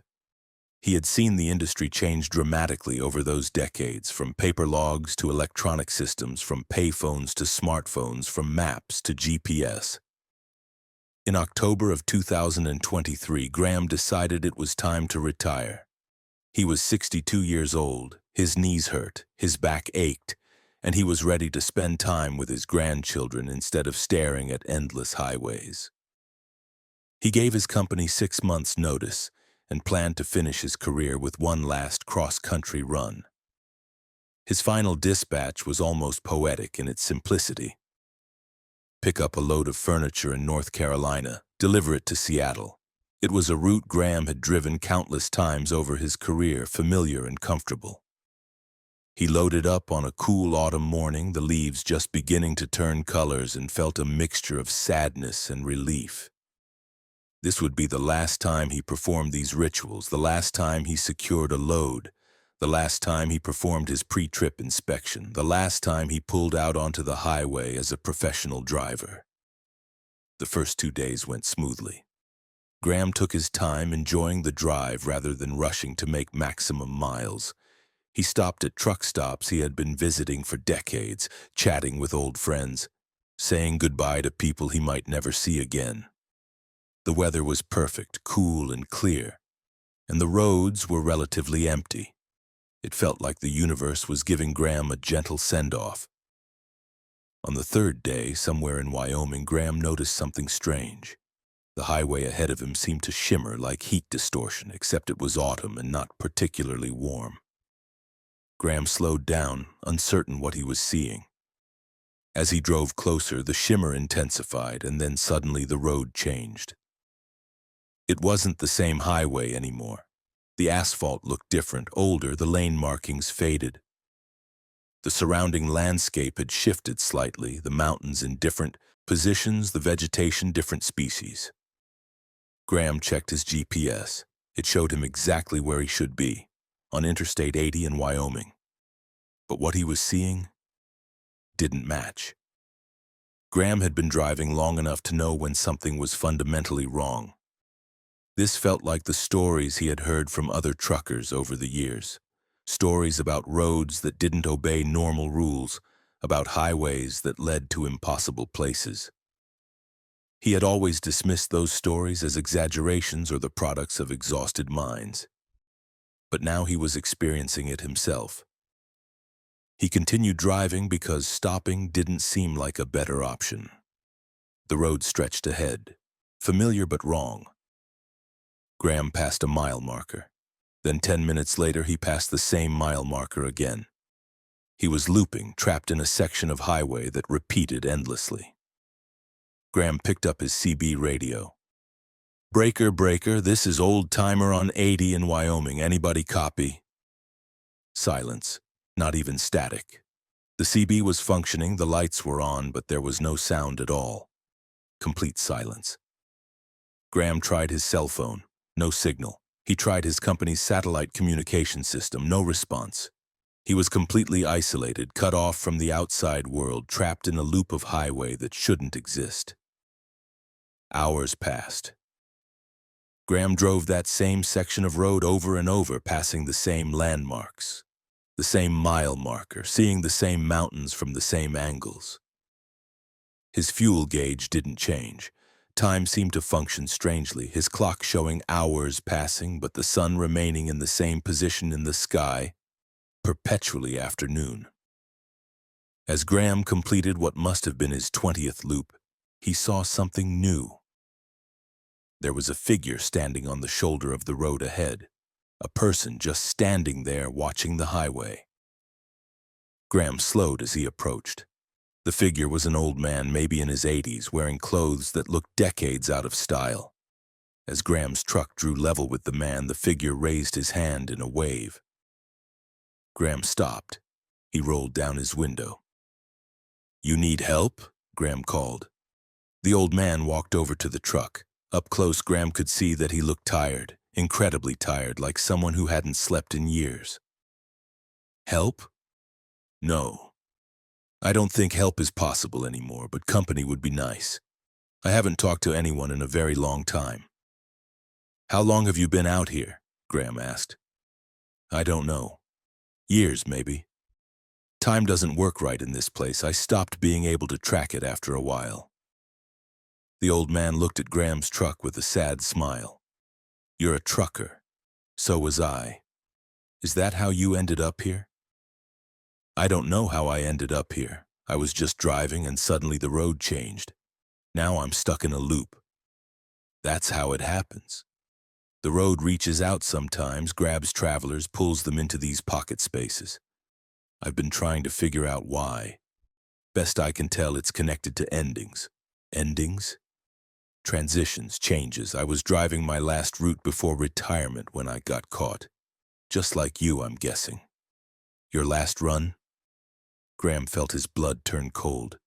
"Yes, my last delivery. I'm retiring after this. How did you know?" "Because that's the pattern. The road takes people who are at transition points. Last runs, first runs. People who are between one life and another. It's like we get caught in the gap, stuck in the moment of change." The old man sighed. "I've met others over the years. A woman who was driving her first route as a trucker, too excited and nervous to notice when she crossed into this place. A man who was transporting his father's ashes, driving his dad's old truck one last time. All of us trapped at these liminal moments." "There's gotta be a way out," Graham said. "How do we get back?" "I don't know. Some people disappear after a while. I don't know if they found the exit or if they just faded away. I've been trying everything I can think of. Driving faster, driving slower, stopping, going backwards. Nothing works. The loop just continues." Graham felt despair settling over him. This couldn't be how his career ended. Trapped in an impossible loop, driving the same stretch of highway forever, never reaching Seattle, never retiring, never seeing his family again. There has to be something we haven't tried. The old man looked at Graham for a long moment. "Maybe there is. I've been alone all this time, just me and my truck, but now you're here. Maybe that changes things. Maybe the road needs two of us to find the way out. What do you suggest? We drive together. You lead, I'll follow. Maybe if we break the pattern, if we introduce something new to the loop, it will let us go. It was a slim hope, but it was better than nothing. Graham waited while the old man walked back to his truck, which was parked invisibly on the shoulder, until Graham looked directly at it. It was an old model from the 70s or 80s, but it looked pristine, as if it had been maintained perfectly for decades. The old man's truck started with a roar and he pulled onto the highway behind Graham. Graham began driving, and this time he had company in his mirrors. The two trucks moved through the loop together, passing the familiar landmarks. As they drove, Graham noticed something different. The shimmer in the air was back, that heat distortion effect he had seen when he first entered this place, but now it was everywhere, surrounding them, intensifying. The old man's truck flickered in Graham's mirrors, becoming translucent, fading in and out of visibility. Graham grabbed his CB handset. "Are you still there?" he called, not expecting a response. But this time, the CB crackled to life. "Still here," the old man's voice said, distant and distorted. "Keep driving. Something's changing. I can feel it." The road ahead split into two versions of itself, overlapping, one the trapped highway, and one something else, something that looked more real. Graham aimed for the more real-looking version and pressed the accelerator. His truck surged forward, and for a moment he felt like he was driving through water, resistance pushing back against him. And then, he was through. The shimmer disappeared. The road solidified into normal highway. Graham's GPS recalculated, showing him exactly where he should be on Interstate 80. His CB exploded with normal trucker chatter. His phone showed signal bars. He was back in the real world. Graham looked in his mirrors. The old man's truck was gone. The highway behind him showed normal traffic, modern vehicles, no ancient semi from the 70s. Graham pulled over onto the shoulder and sat there, breathing hard, trying to process what had happened. Had the old man made it out too? Or had he sacrificed himself somehow, used his presence to give Graham the push needed to escape? Graham would never know. He tried to find information about truckers who had disappeared in Wyoming over the years, but there were too many missing persons cases to narrow it down. The old man could have been any of them, or none of them, or something else entirely. Graham completed his delivery to Seattle. He dropped his load, turned in his truck, and officially retired. But his last delivery haunted him. He had been trapped in a place outside normal time and space, rescued by a man who had been trapped there for decades. And Graham couldn't shake the feeling that the old man was still there, still driving his loop, waiting for the next trapped traveler to help escape. Graham tried to enjoy retirement. He spent time with his grandchildren, took up hobbies, did all the things he had planned. But sometimes late at night he would dream about that looping highway in Wyoming.